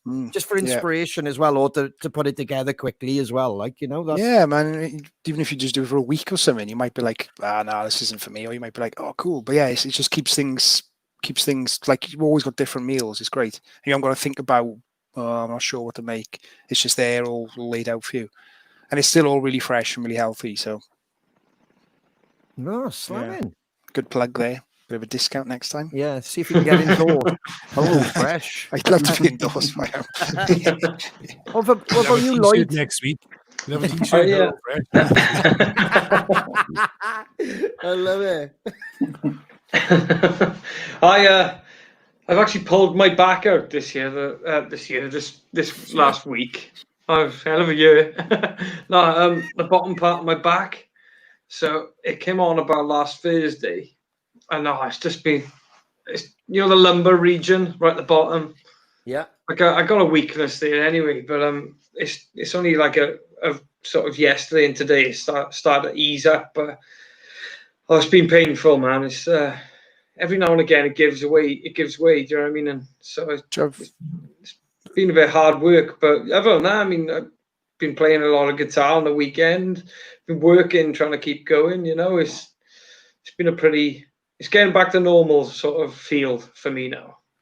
It feels like the world is a little bit, doesn't it? Like, I know we're a little bit behind England with the easing of the lockdown, but it's like on the roads and stuff. Like I travel up the motorway to work, so you know you get a sense of, the motorway is always a good indicator of how busy the world is, isn't it?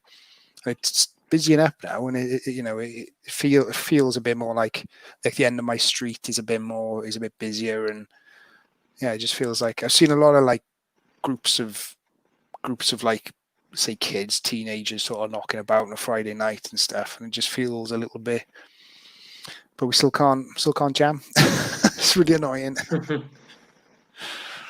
So yeah. I mean, I know you had work the other day, but we touched on it earlier before you boys came on. There, it was nice just actually like seeing you all. Do you know what I mean? And we're trying to move things forward. We're trying to come up with new ideas. Same with Danny and Thunder and a million other bands out there. So it was just nice because of our restrictions, and obviously we can't kind of go too far. We can't do too much.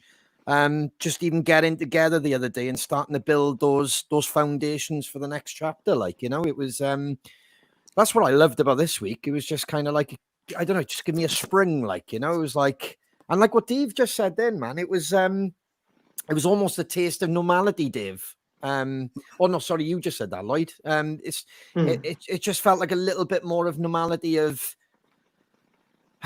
not going to the shop so much with fear, not, you know what I mean, and kind of getting out and about and just being aware of where you are and aware of what you're doing, and wash your hands, isn't it? I tell you what, I bumped into the other day. It was Perry from Florence Black. Oh wow! Yeah, he was where I work. He sort of popped in. Didn't realise. Sticking to the old 5 mile, like.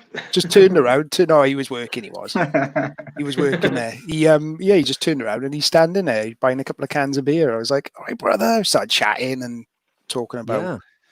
Yeah, so I like that. It was a bit of a surprise. Yeah, man, he's great, isn't he? Well, we were talking about Scam earlier, about like obviously they've tried to keep busy and keep creative. They're another band, Florence Black. They've managed to do a few lockdown covers and keep it going. It's just really, it's important, isn't it? Like, especially things are still kind of delayed, and it's just trying to keep that content rocking and keeping everybody happy and entertained, like, So, what about you, Shiner Boy? I had a good week, boys. I love the comment. I've lost it now, son. I was bring up Harry Potter in a cupboard, somebody said. I see that earlier. I was laughing at that. Oh, fuck off my cupboard. Leave my cupboard alone.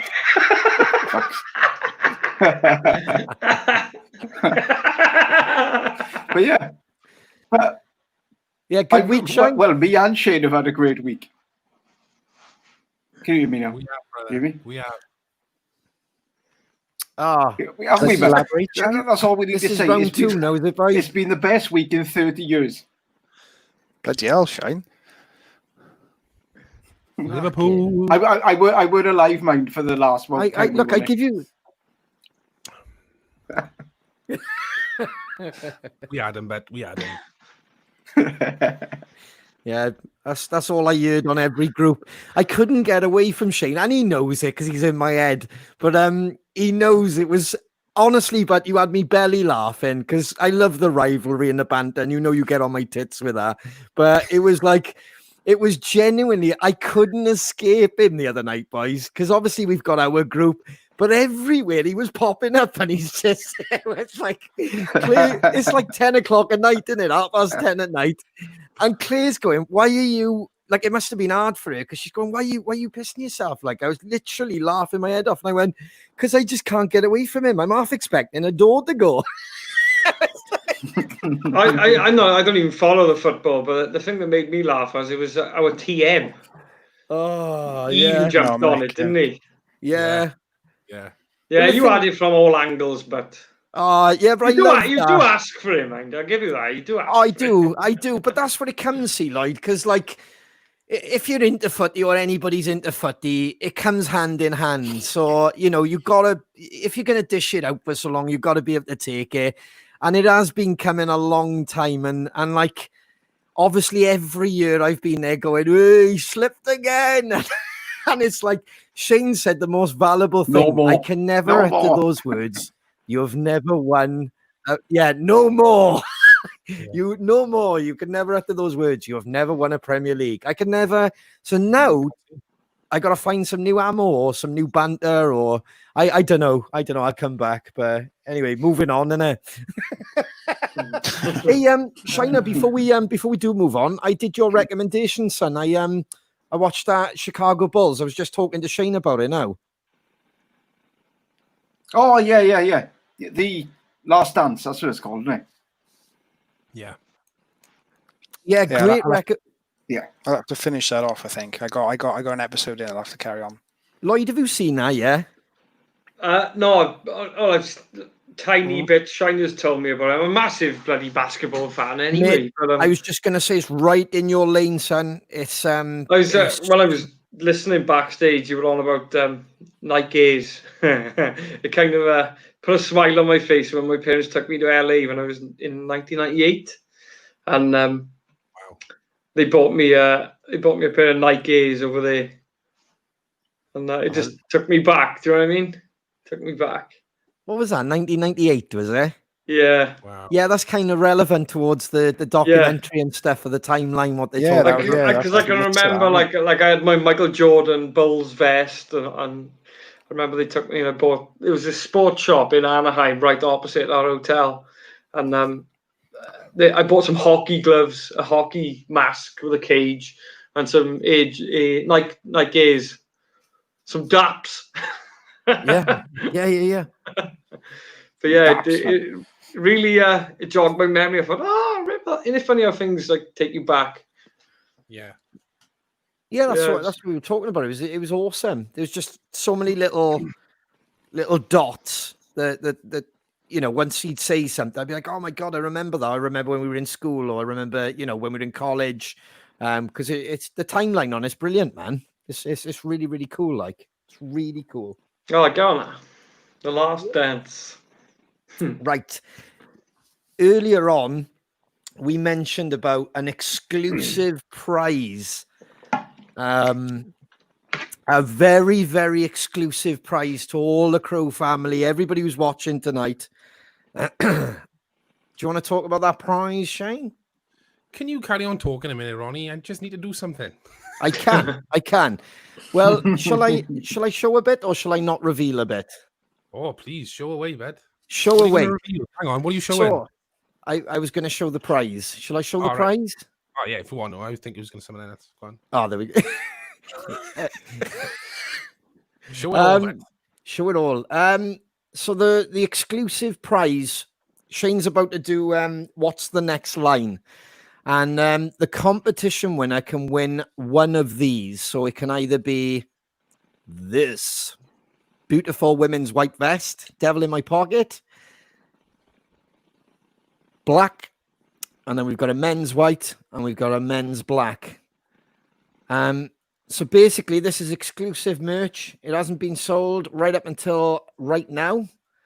So the winner of the competition will get one of them. How about that? Bastards. All right, then, boys. Well, Yeah, that's all right. nice there, isn't it? Just the vest, or No, they can pick. So obviously, whoever it is can pick whatever they want. So if it's a male, then he can obviously pick whether he wants a white t-shirt or a black t-shirt. Maybe he's feeling generous and he wants to have a white women's vest or a black women's vest for somebody special. If it's a lady who wins, she can choose whether it's a black vest or a white vest. Or maybe she's got somebody special and she wants to give them a white t-shirt or a black t-shirt. Can I just point out that Ronnie's I on could be JML. Yeah. he's covering all the angles, ain't he? But the bottom line is we have new merch. We have new merch. Thank you everybody who's been buying merch through the lockdown. It's really keeping the band. It's helping us move forward. We are planning loads for the future, and it really does help. So thank you so much. Yeah. So over to Shane. Good luck, everybody.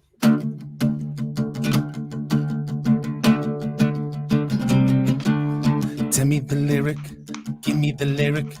What's the next lyric? It's lyric time. Tell me the lyric, give me the lyric. What's the next lyric? It's lyric time. What's the next line? What's the next line? What's the next line?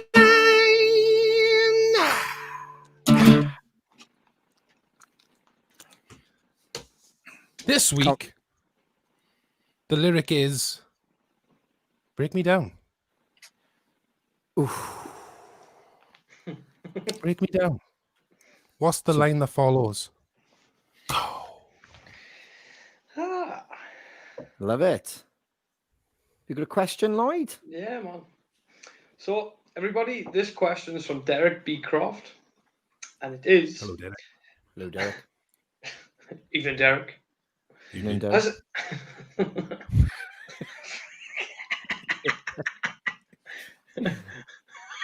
All right, now we got the pleasantries out the way. Okay.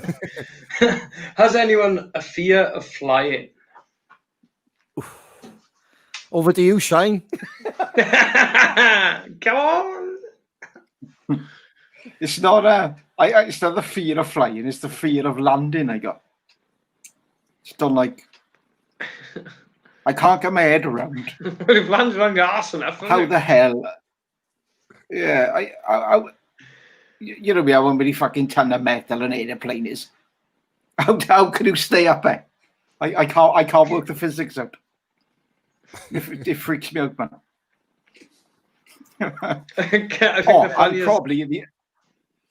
And probably the other thing is that I can't see where it's going because I'm not sitting next to the pilot.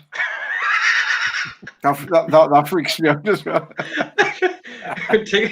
I think the funniest thing that I've ever heard you say when we were on the plane, flying back from Ibiza, we were sat in the tarmac for, I think we missed our takeoff slot, didn't we? Leaving, boys, we were delayed. Oh, Yeah. So we sat in the tarmac and he looks at me and goes, that'd be fucking funny, like, but you think they'd let me go out the runway and have a fag, wouldn't you? I remember that, Lloyd. I remember that. He's kicking off because he couldn't go for a fucking fag. And I said, Shine, they can't, man. I said, you can see it, couldn't you? And he's, what the fuck? You mean because in my head it was simple. That was so funny. You know, they left the door open. The door was open. The steps were still there. I was like, I'm only going up there for fuck's sake. Yeah. No, Wait, sit so in wait. your fucking seat. So you looked at me, went, you think they let me go have a fucking fag on the runway, wouldn't you? The thing is, I I don't think Then I sat anybody next to else in the Dave on the band way has a home. fear of flying, but Shiner is. Yeah, Shiner is genuinely Mr. T, isn't he? He is Mr. T, like, you know. I don't know, It's man. Dave was you were a bit sketchy, weren't you? Yeah. It's I not. looked I'm not across scared. and you were sat with your head. Yeah, I'm not scared of flying. I just hate being stuck in a seat for a certain amount of time. I just freak out because I'm just like, I'm just stuck here in a seat now. Let me just. That's what it is. I don't care about being up in the air. I mean, it's just I feel a little bit trapped. That's all. Plus, I was trying to freak Shiner out still. Like a sardine.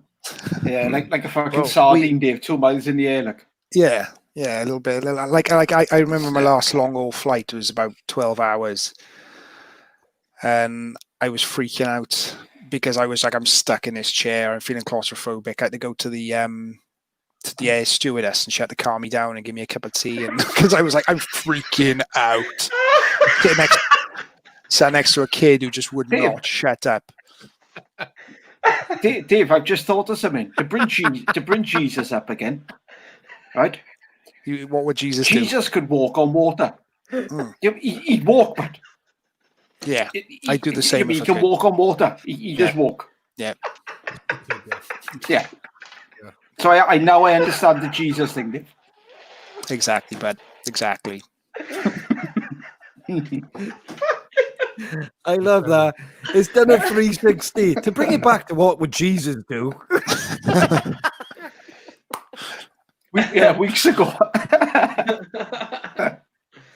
I like how that's stuck in your head, Shine. It's messing my head, boys. It's past my bedtime. That's brilliant. Oh.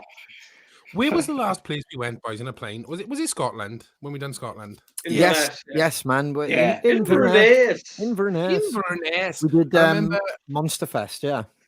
Yeah. I remember I was sitting by you then, Shane, wasn't I? You were fine on the plane. It's when we were taking off and on the way down. You were just looking at me going,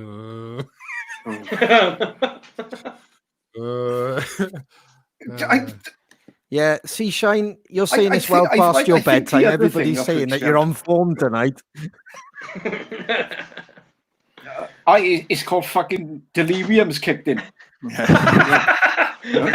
I love the way he talks and goes, hi. He looks to the side as he's talking. Hi, look, fucking delirium kicks in.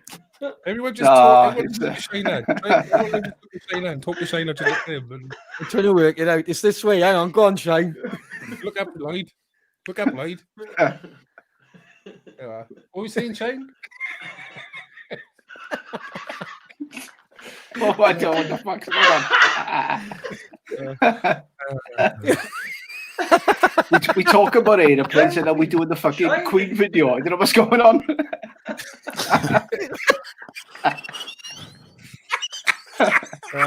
Scaramouche.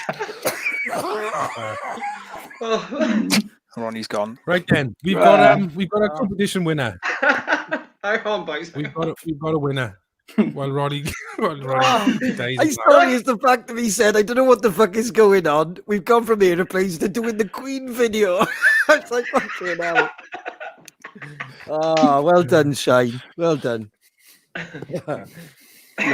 Welcome to the CROWS. I think this new format works, doesn't it? Having the boys on later, Shiner. It does, man. He's on it. That's amazing. We're doing the Queen video. Fucking hell, Shine. That's brilliant. I wanted to instantly knock off my light sense. We were all just heads on a screen. In the dark. We should do it. We should do it. I've got about 4 lamps on. I'd have to get up. We can try it. Yeah, we can try it. Let's try it. Hang on. Hang on. It might take some time. Hang on.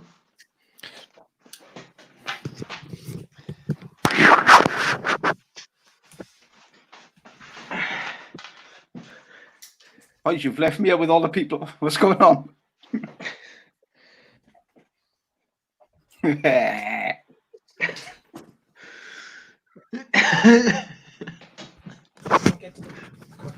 Ladies and gentlemen, we are now the Queen Tribute Act. Oh, look at. Oh, that's a good one, Alice Lloyd. Yeah, put your phone by you. Good thinking. Hang on.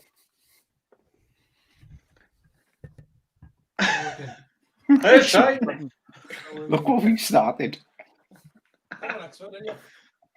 Hey, Matt, you doing a good one? I look like a bloody corpse, yeah. Oh, it's too bright, that is. Yeah, I can't work that one out. I can't work that one out. The problem was, what you didn't see was off camera. I nearly went flying into my window, like. Yeah, let me put the lights back on. Tune in Like next a week for bloody thing, competition, yeah. won't it?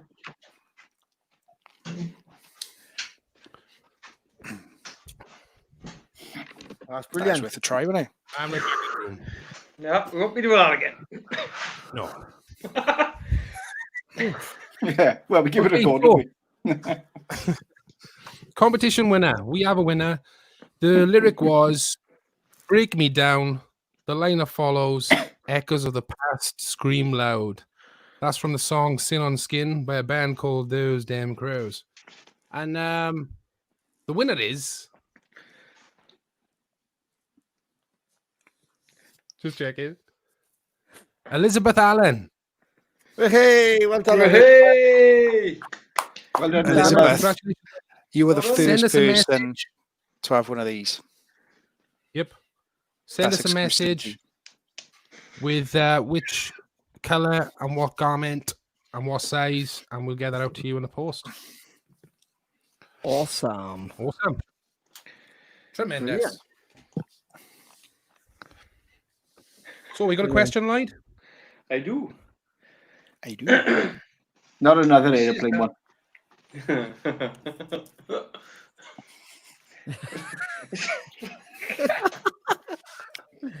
I don't have voice. I gotta be serious with it. This one's from Sam Bradbury. Would you consider having fans play with you at a sound check? Depends what they mean by play with us. Well, I'm assuming, Dave, like come in and have a jam, like do a sort of meet and greet. Yeah, I'd be up for that. Yeah, if we had the time to do it. Yeah, It would cost them yeah. the big bucks, though. I wouldn't see why not. You know what I mean? I mean, further down the line, and like you said, when if time allows, I mean, it's something we could potentially look at. Yeah. I don't know. I don't know how anyone else feels about it. Yeah. Yeah. There are some. Yeah. Yeah. Obviously, Yeah, I think it's when, like what Dave said. Yeah. So it was like, get them all in, innit, but big band, like. Yeah, get them all in. Play the guitar for me. I don't know. That's it. Could be kind of thing that you have people have like meet and greet type things, and and extra extra things. I don't know. It could be potential something like that, couldn't it? It's an interesting idea. Yeah. I wonder if it's been something that a band have done before. I'm not sure. I've seen a lot of bands play like sets and covers and stuff like that, don't they? They do like a maybe short set, or they'll play some covers and do some meet and greets. But yeah, I've never. And seen, also, they pull someone out of the crowd usually, don't they? As well. Like I know Nickelback used to do that quite a lot. Yeah, Green Day did it as well, didn't they? Yeah. Yeah, that's right. Yeah. I was always jealous because the person got the guitar. yes. Yeah. Yes. You give them the guitar, when they get up. Ah, play it's one of Green them Day. cheap ones, Dave. Yeah, but Here we are. that- Charlie Farley's just commented. Black Star Riders have had fans in for sound check jams. So Wow. Oh, there we are then. Very cool. The Oracle have spoken, Charlie Farley. look to the left. Oh, we are. Alan Pippin. He still wants to play triangle. We're gonna get him. We're gonna have to hook him up. Well, we got to boys, audition I him tell you, first. We got to see how well he hits that triangle. I know. We've done 2 albums, boys. We promised him on the first record. You did. He did actually. Yes. I did, yeah. I'm trying, Al. I'm trying. You got another question with there, Lloyd, before we This is from Mike Dorrington. American bourbon or single malt? Go on, boys. None. Both. Both. Yeah. bourbon. Yeah, I'm more of a bourbon. Definitely. I got a single malt in the It's kitchen. I do depends. like a single malt, but I also like a good bourbon as well. You know, it's Yeah. smoother, isn't it? And it's like, Mm. It does depend on the environment. Like, if you're going for the bourbon, yeah, sip and drink, malt. Yeah. Yeah. But both. Mm. Both are as good as the other. What I actually think is you wouldn't put a mixer with a single malt, but you put a mixer with a bourbon. I think single malt should just be with ice or a little bit of water, maybe. 100%. Bourbon you can mix with ginger beer, Coke. I mean, whatever you feel like. I think, So I don't know. That's the difference. Depends how I feel. I suppose it'll depend how bollocks you get. It's fine. I remember us when we done download last year. You buggers nicked my bottle of Jameson out the van. I went to go back for it. It's all bloody gone. For fuck's sake! They've been in here. It was So clean I up. had Nah, I wouldn't. I had managed to, like Shane was on about finishing a bottle of JD Honey. I remember one time I did manage to finish a bottle of the Penderyn Madeira, which was a single malt, and I was enjoying it so much. I was just like, oh yeah. I managed to finish the entire bottle and never again.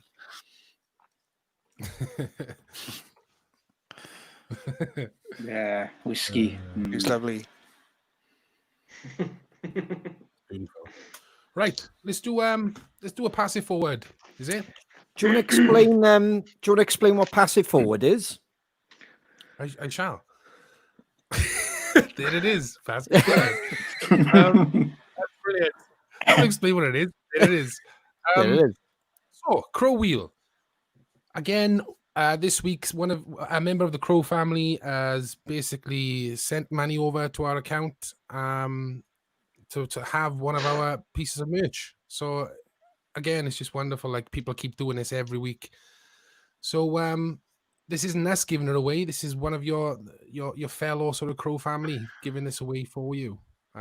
So it's a wonderful thing. So Crow Wheel, here we go. Let me get it up. That's what she said. Well timed. Why don't you know? There it is. Okay. Full screen. We can see all your algorithms then. 1, 2, 3. Here we go. This is for a Reaper tea CrowCast. choice. Oh, it's CrowCast, is it? CrowCast or Reaper. Then the winner is Steph Randall. Steph Randall. Congratulations, Steph. Get in touch. Congrats. Let us know what size you are, and we'll get you out a CrowCast tea or a Reaper tea. Close. Look at that. Yes. Oof. Beautiful. Splash of colour, by the boys. Oh, absolutely incredible.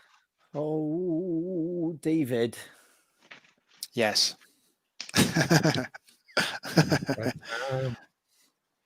Did you know? Yeah, have we got a song this week, Dave, or is it Yeah, just... yeah. yeah. Did you know I haven't got a song?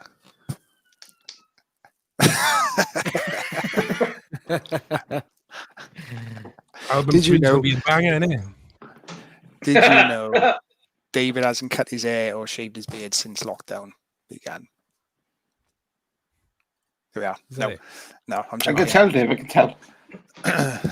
So this week, this one blew my mind, right? So this week's Did You Know? Full screen, please, Ronnie. Full screen. Sorry. Here we go. Such So a diva. did you know that chimpanzees are more closely related to human beings than they are to gorillas? Yeah, I knew that. Well, there we are then. Good for you. I did know. I knew that. Anyone else? I generally knew that. Anyone I else? didn't, if I'm honest. I didn't know that. Oh, I might have viewed it, but I didn't. But that's pretty cool. You Oh, we all kinda, might like, be heard it, Ron. I Somewhere don't know. along You the kind line. of wouldn't. I know. I don't know. You wouldn't expect it, would you? You know, because we as humans always think we're there, but we're not. Do you know what I mean? Yeah. It seems like that was a bit of a Yeah. common thing there. Everyone seems to know it. Well, I'm glad everyone's as intelligent as I am. That's Everywhere. Yeah, it also makes it right, Dave. yeah. Did you know? I'm gonna have to stop being so accurate. I think on these, it's taking all the fun out of it, isn't it? Yeah, Oh, I yeah. am missing the There's one banter day- side of The it. bollocks, like There we are. There we go, Jack. there Just we for are. you. Well done. All right, Jack. Good name. There we go. Jack is young mind. Well done, Dave. Yeah. Diva Dave. Diva Dave. How dare you? Who said David Dave? Sarah Ridge. Yeah. Sarah Ridge. Yes, Oh, Sarah. DZ, man. It's only taken 15 weeks the CrowCast for people to realise you're a diva. I knew it'd come out. I prefer it when Dave talks bollocks. All right. Next week, the Me bollocks too. is back, right? The bollocks is back next week, right? You got to get the theme tune for that as well, but Yeah. Ronnie, pull up What? Charlie Farley's comment by there, bud. all right. I'm on it. Well done, Lisa. Another great fact. Actually, Charlie, I'll have you know. Did you know that she voted against that fact? And do you want me to tell you wow. what her fact would have been this week? Go on. Did you know cows have best friends and they mourn them when they get separated? Wow, I didn't know that. That's genius. I didn't know that.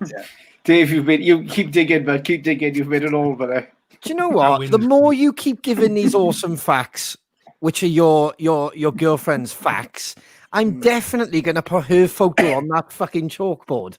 Do it, It's man. She'd love that. gotta be like, it's gotta be. It's Lisa's. Did you know? Look They at are that. brilliant. Yeah. Lisa, that is a great one. That's a great Well one. done, I Lisa. didn't know that. That's amazing. I thought it was shit. But, Is it all really? that's why I went with my one. Oh, brilliant. It's my Brilliant. stubbornness, that is. I'm just winding her up. I'm just. Yeah, me too. Anyway, we've all learned something today, haven't we? Yes. Yes. Yeah. Yeah. That's the main thing. We That's have. the main thing. How can you go from talking about aeroplanes to doing a Queen video? That's what we've learned. Yeah. Yeah. Well. We managed it. Brilliant. That's brilliant. Would you like to give something else away? How about what's the next line? Let's segue into what's the next line, and how about courtesy of the awesome Tanith Chow? The cat Oh, is the cat's back. back. The cat is back. I do like that necklace. Yeah, Tanith, thank you so much. So yet again, one of the Crow family will win one of her beautiful crow necklaces. Over to you, Shane. Tell me the lyric, give me the lyric. What's the next lyric? It's lyric time. Tell me the lyric, give me the lyric. What's the next lyric? It's lyric time. What's the next line? What's the next line? What's the next line?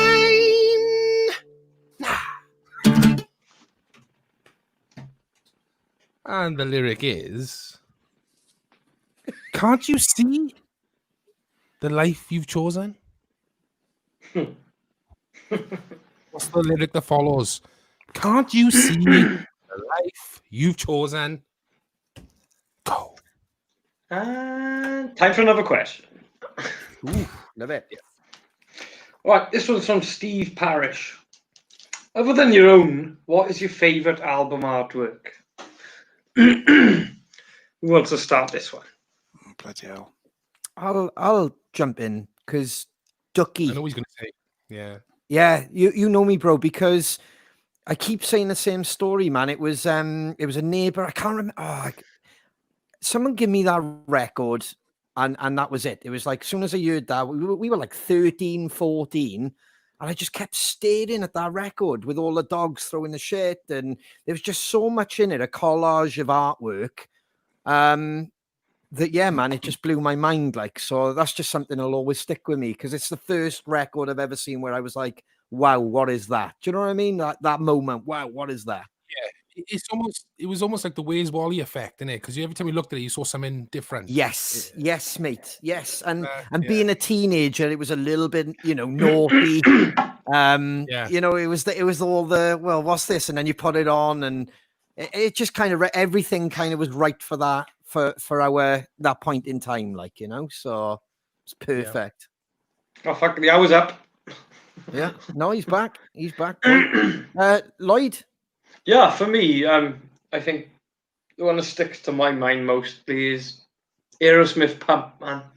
I love the sort of American, the traditional sort of American trucks with like just the whole feel of the cover is pretty simple. When you got the one truck on top of the other one, like being towed. I think it's just a fucking really iconic cover, basically artwork. Yeah, I really like it, and like the color scheme they picked. I think just kind of less is more as well, Yeah.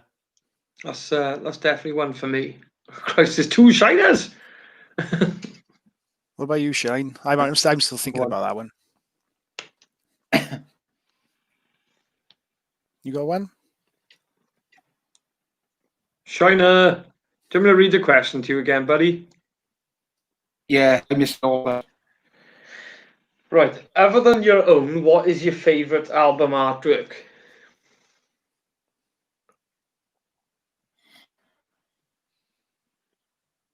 It's really difficult. Oh.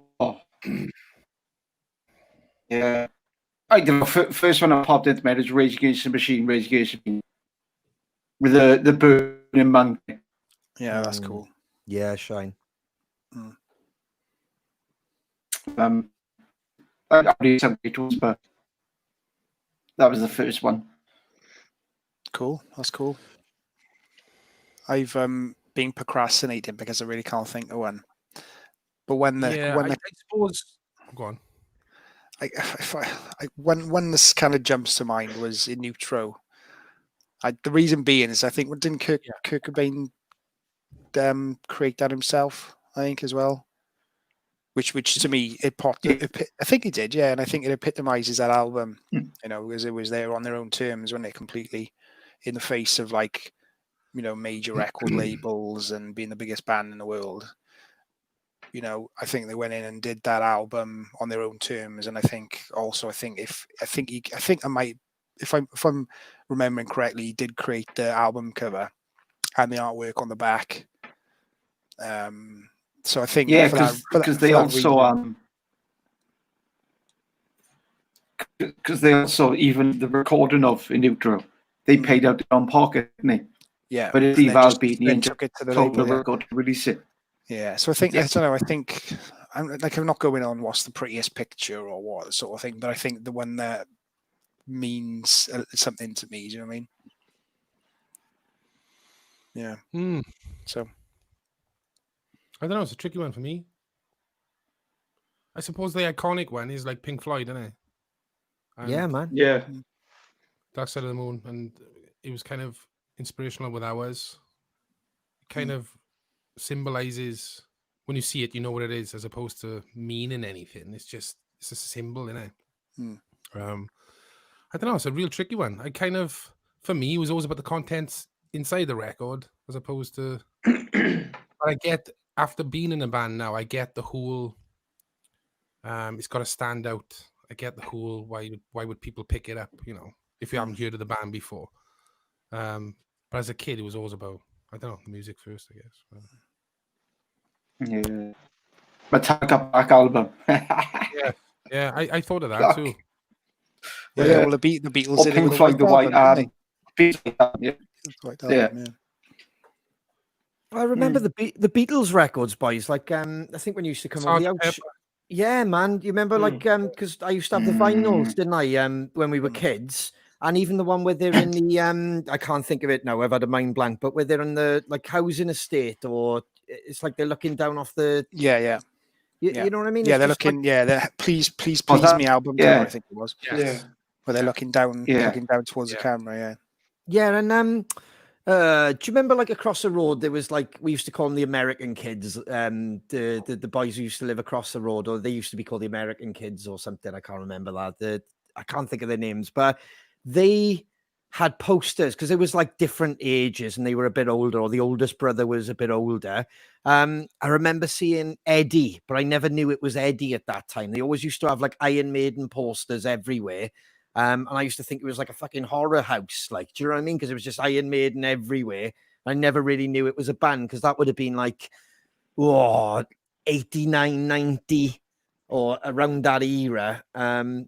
And then obviously later on in life, I got to know like Derek Riggs was the artist, and the whole like developing Eddie and developing the records. It's exactly what you just said, Shane. That's why I wanted to bring that up, because it's relevant of how the music and the artwork married together and they found that partnership, like, you know. So Yeah. what a great question that is, but great. Yeah, it's cool.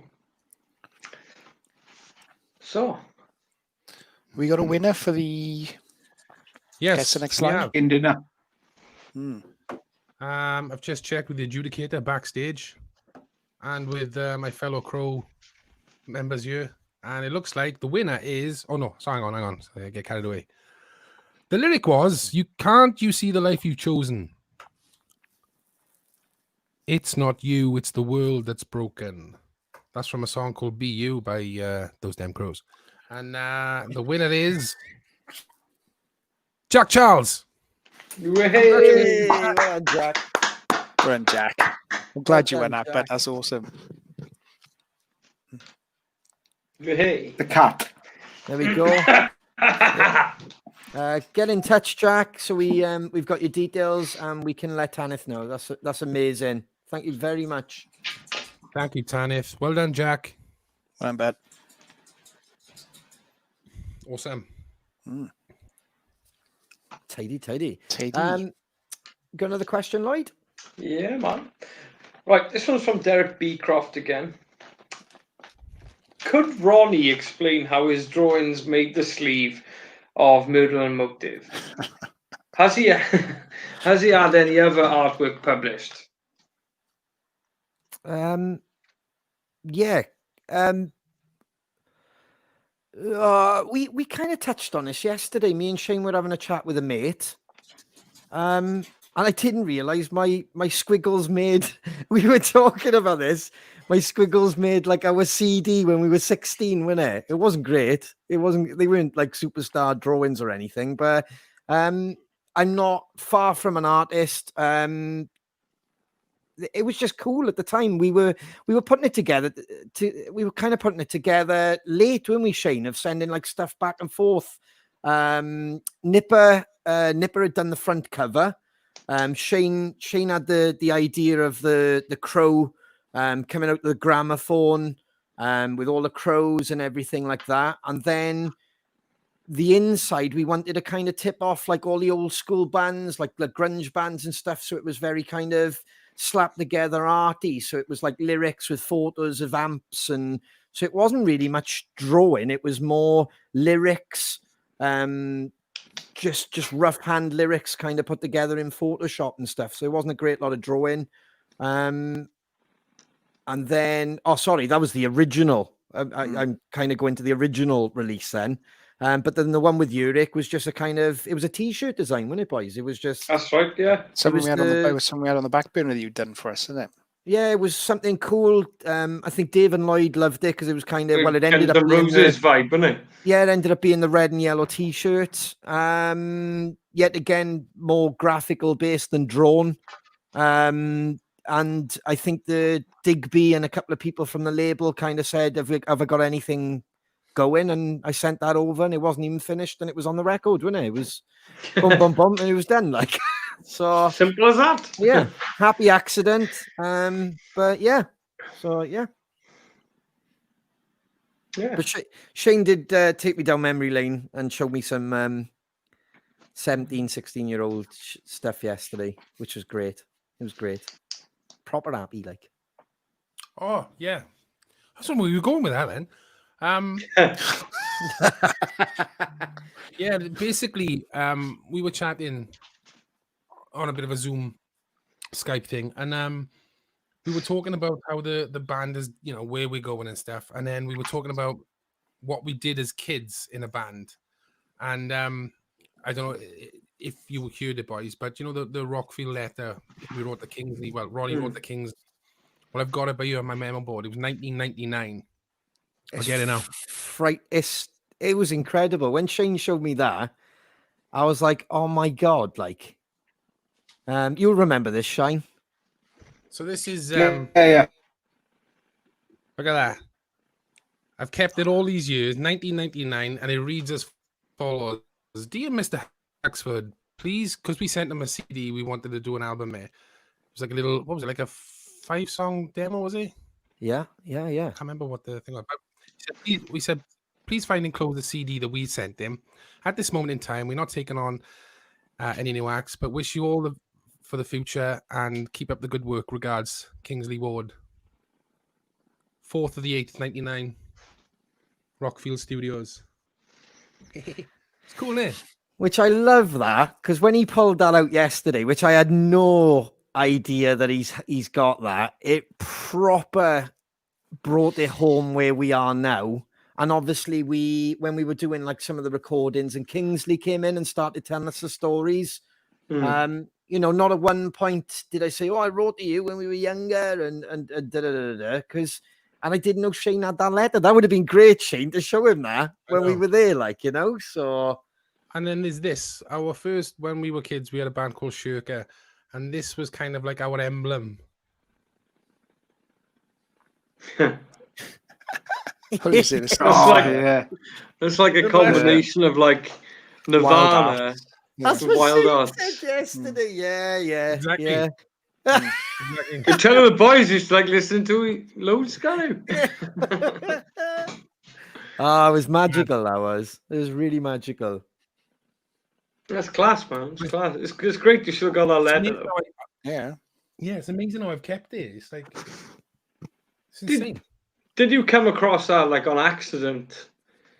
Like sifting through stuff, or did you know you had it like and where you kept it? And I had a memo board in my studio, and it's always been in my studio, but it's kind of been, in the back.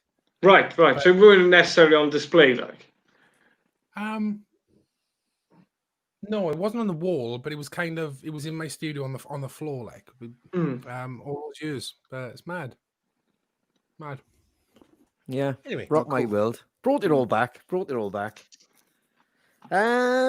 Pass it forward. Okay. So, another one of your CrowFamily. This time you can win a Crow hip flask. Ooh, nice. Oof. I wish I could say the person who's put this up, because I think they're the person that's basically paid it forward the most amount of times, but wants to remain anonymous. So you will spin a wheel. I can have a guess who it is. Ooh. The winner is Ooh.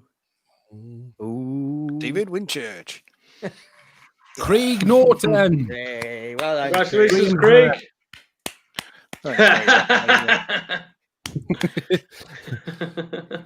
Congratulations, Craig. Send us a message, bud, and your address, and we'll get that out to you.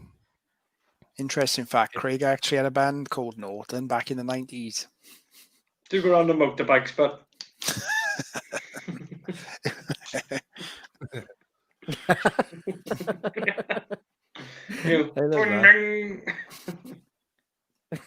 Any more questions, Lloyd? Yeah, man. This one's from Natalie Newton-John. What's your first night out / gig, in brackets, not your own, after lockdown? Well, one of ours, hopefully. but she said not ours, did she? Yeah. Yeah, you were listening, Shane. Well, I had tickets to see Aerosmith.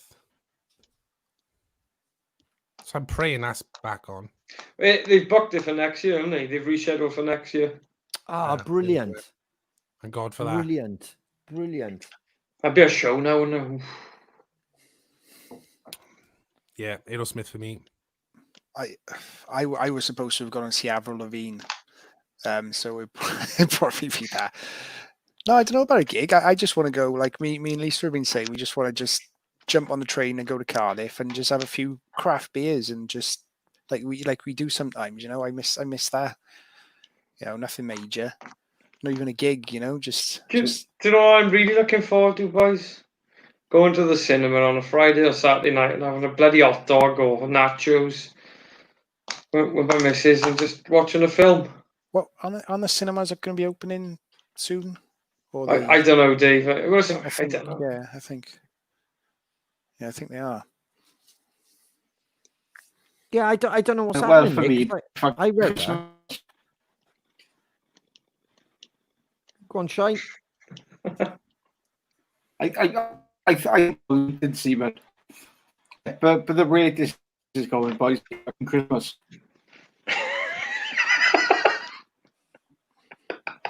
I didn't hear any of that.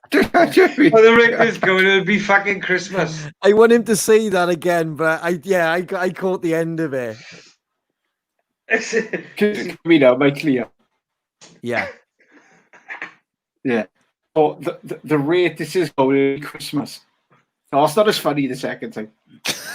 Ron, I think the reason why we understood that so much is because we're so used to him when he's pissed talking. Yeah. Christmas. Just picked out the one. Yeah, it almost give you that effect then, Shiner, because it went Christmas. Well, I was copying that guy from the Pogues. Yeah. Oh yeah. I don't know his name. It's Christmas Eve. Yeah, that's it. Yeah, it is strange. Yeah, or Easter. We're past Easter. Yeah, but next Easter he's on about. Yeah, I'm on about next year, but Oh, fucking hell. I hope it's not that far. Jesus.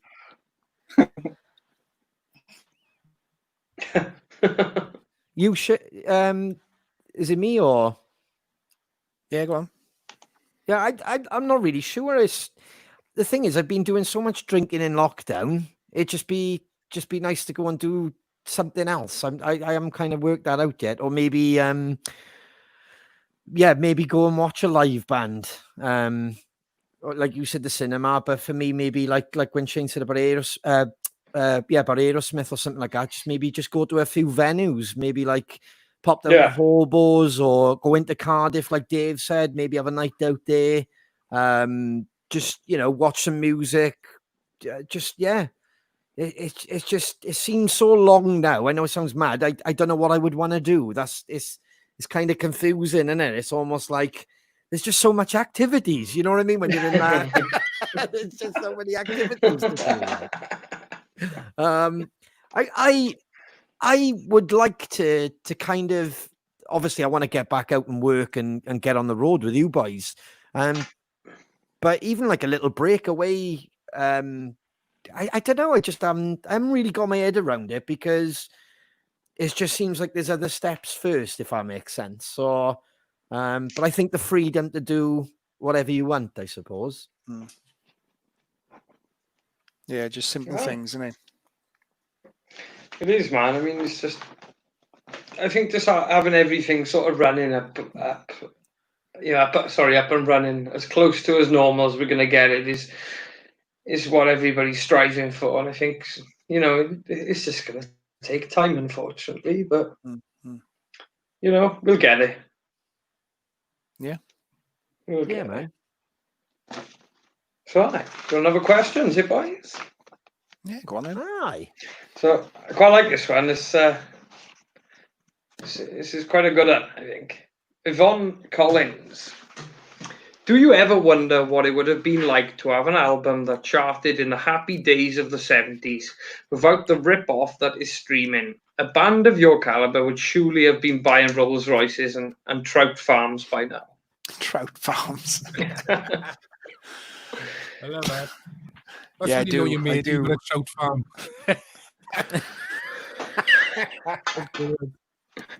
It is mad though, isn't it? Because I think like I do think that. I think, a band in our position, say 20 years ago, it would have been a whole different thing. You know what I mean? Oh yeah. try not to think about it too much, because there's no, the world is the way the world is, and the industry is how the industry is, But yeah, it's a bit crazy, isn't it? Yep. I think of it this way. I try and relate myself back to when recorded music first come along. I bet all the music was obviously all live, wasn't it? There was no. I reckon that they were feeling threatened by the format that is recorded music. As what's this new thing? It's ruining our industry and stuff. People are just buying it and taking it home. But then that other industry that bubbles up, and I think that's probably we're in that sort of middle zone there, where the other industry has got to rise up, and whatever that may be, we're just in that sort of trough of it. Yeah. I thought about it too much. I mean, like going back to the Done question. well. Going back I to just that want to talk question. I mean, I would have loved to have just been around in the 70s, to be honest, and lived through it. I mean, there's so many. I just think everything was a bit more simple back then. I mean, you didn't have to bloody worry about how many cars are on the road as such. Do you know what I mean? I think everybody's lives seemed to be a bit more organised, from what I can gather. And I don't know. I just think it was. I don't know. You hear all these stories my dad tells me, and I think, oh, I would have loved to have been around back then. Do you know what I mean? Tell you what, Just we wouldn't have looked like we do now, though. I probably would have.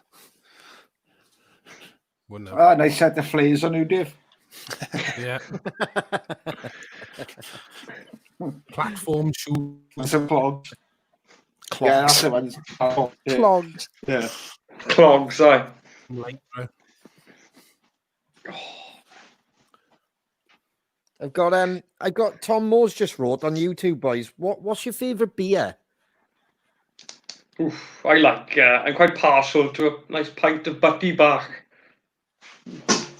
Yeah, Belgian beers I like. A really fan of Belgian beers, but Jupiler's my ultimate favourite. That's the one, I kind of like. I'm not really into beers. I'm if I was gonna have a pint of something, it'd probably be like Guinness or the occasional pint of cider, but maybe a lager, or bottle of lager I'd probably have. But yeah, I'm not really into beer. I like the Especially craft those beers, like flowers. yeah, I like all the craft beer, the hoppy stuff, Citra hops and Mosaic hops, and all those ones where you go and try just little half pints of everything. I love all that stuff by the Daya Brewery and the Verdant Brewery and Tiny Rebel stuff. I love Northern Monk. I love all that stuff. Love it. Yeah. Shiner? Not a beer. I just drink vodka. I've seen you with a beer, Can't Shine, do it. and I remember double taking like that. Shiny's got a beer. Aye, office full of lemonade.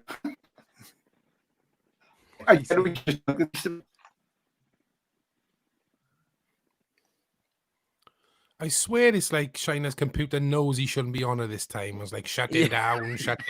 Yeah. Can't hear you, but because it's quite. Oh, hang on. The preamp done, but all right. that better? Yeah. Shiner's turn this week for Gremlins. Shiner's still running Windows 98. No, I am. No, it's actually nice, like 10.15. Apple, sort it out. Sort it out, Apple. Any more questions? Yeah, I got 2 seconds. On to the next. Oh, so it's from B. Edwards. It's kind of like a 3-part question. I quite like it. B. Edwards. B. No, B. Bridget, right? Yeah, we. No, don't know. Sweet or savoury? Mountains or seaside? Cereal or toast? Toast. Simple. Toast. Aye. Hang on. Sweet or savoury shine, mountains or seaside, and cereal or toast. So you got to make 3 answers. All right. Okay. Savoury and mountains And toast. and toast. And PG. I'll second China. Combination. I'll second China. Second that. Yeah, I'd second Savoury mountains toast. All day. Sweet. I do like a beach, mind. If it's my beach, like Southern Down, I pick Southern Down every time. Just because my family from there. So sweet Southern Down. What was the last one? Toast. That sounds like a good song. I Sweet Southern Down Toast. Alabama. Yeah. Ding. Ting! Yeah, I'm going to go with Sweet Mountains Toast. Sweet Mountain Toast. Sweet man Get on it, toast. boy. Sweet Mountain Toast. Been eating this stuff for years. We all love the sweet man toast. I think there hasn't been a day in the last 37 years I haven't had toast. I have toast every day. I've been quite partial to the bagels lately. I love a bagel. Yeah, nice Very sesame fun. bagel with some peanut butter and some honey on. I wouldn't go that exotic. Yes, Just a normal New York bagel will do me, Dave. New York bagel. Yeah, I became a bugger for bagels where bagel, Philadelphia cheese, Yeah. bit of bacon, touch a little ketchup. Oof. But It is nice. It's good. I'm trying not to eat that anymore. I'm trying not to. And it's really hard now because the boy wakes up and he's like, done your exercise. It's brilliant. Or if I get a bag of crisps out, he's like, oh, it's like being in Andy Sneeps again. Oh, straight on the hips, that it is. Just glue it on. You feel guilty then, don't you? You're like, oh, you're not the adult anymore. You're like, oh, I feel really bad now. So you put the crisps down. Yeah. You're right. Oh.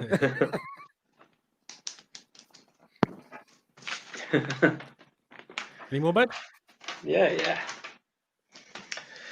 This one's from Jane Smith. Oh, smishy. Sorry, love. I had a dream that I went go-karting with you on. It was a blast, and Shane won. Do you have any dreams that you could share with each other?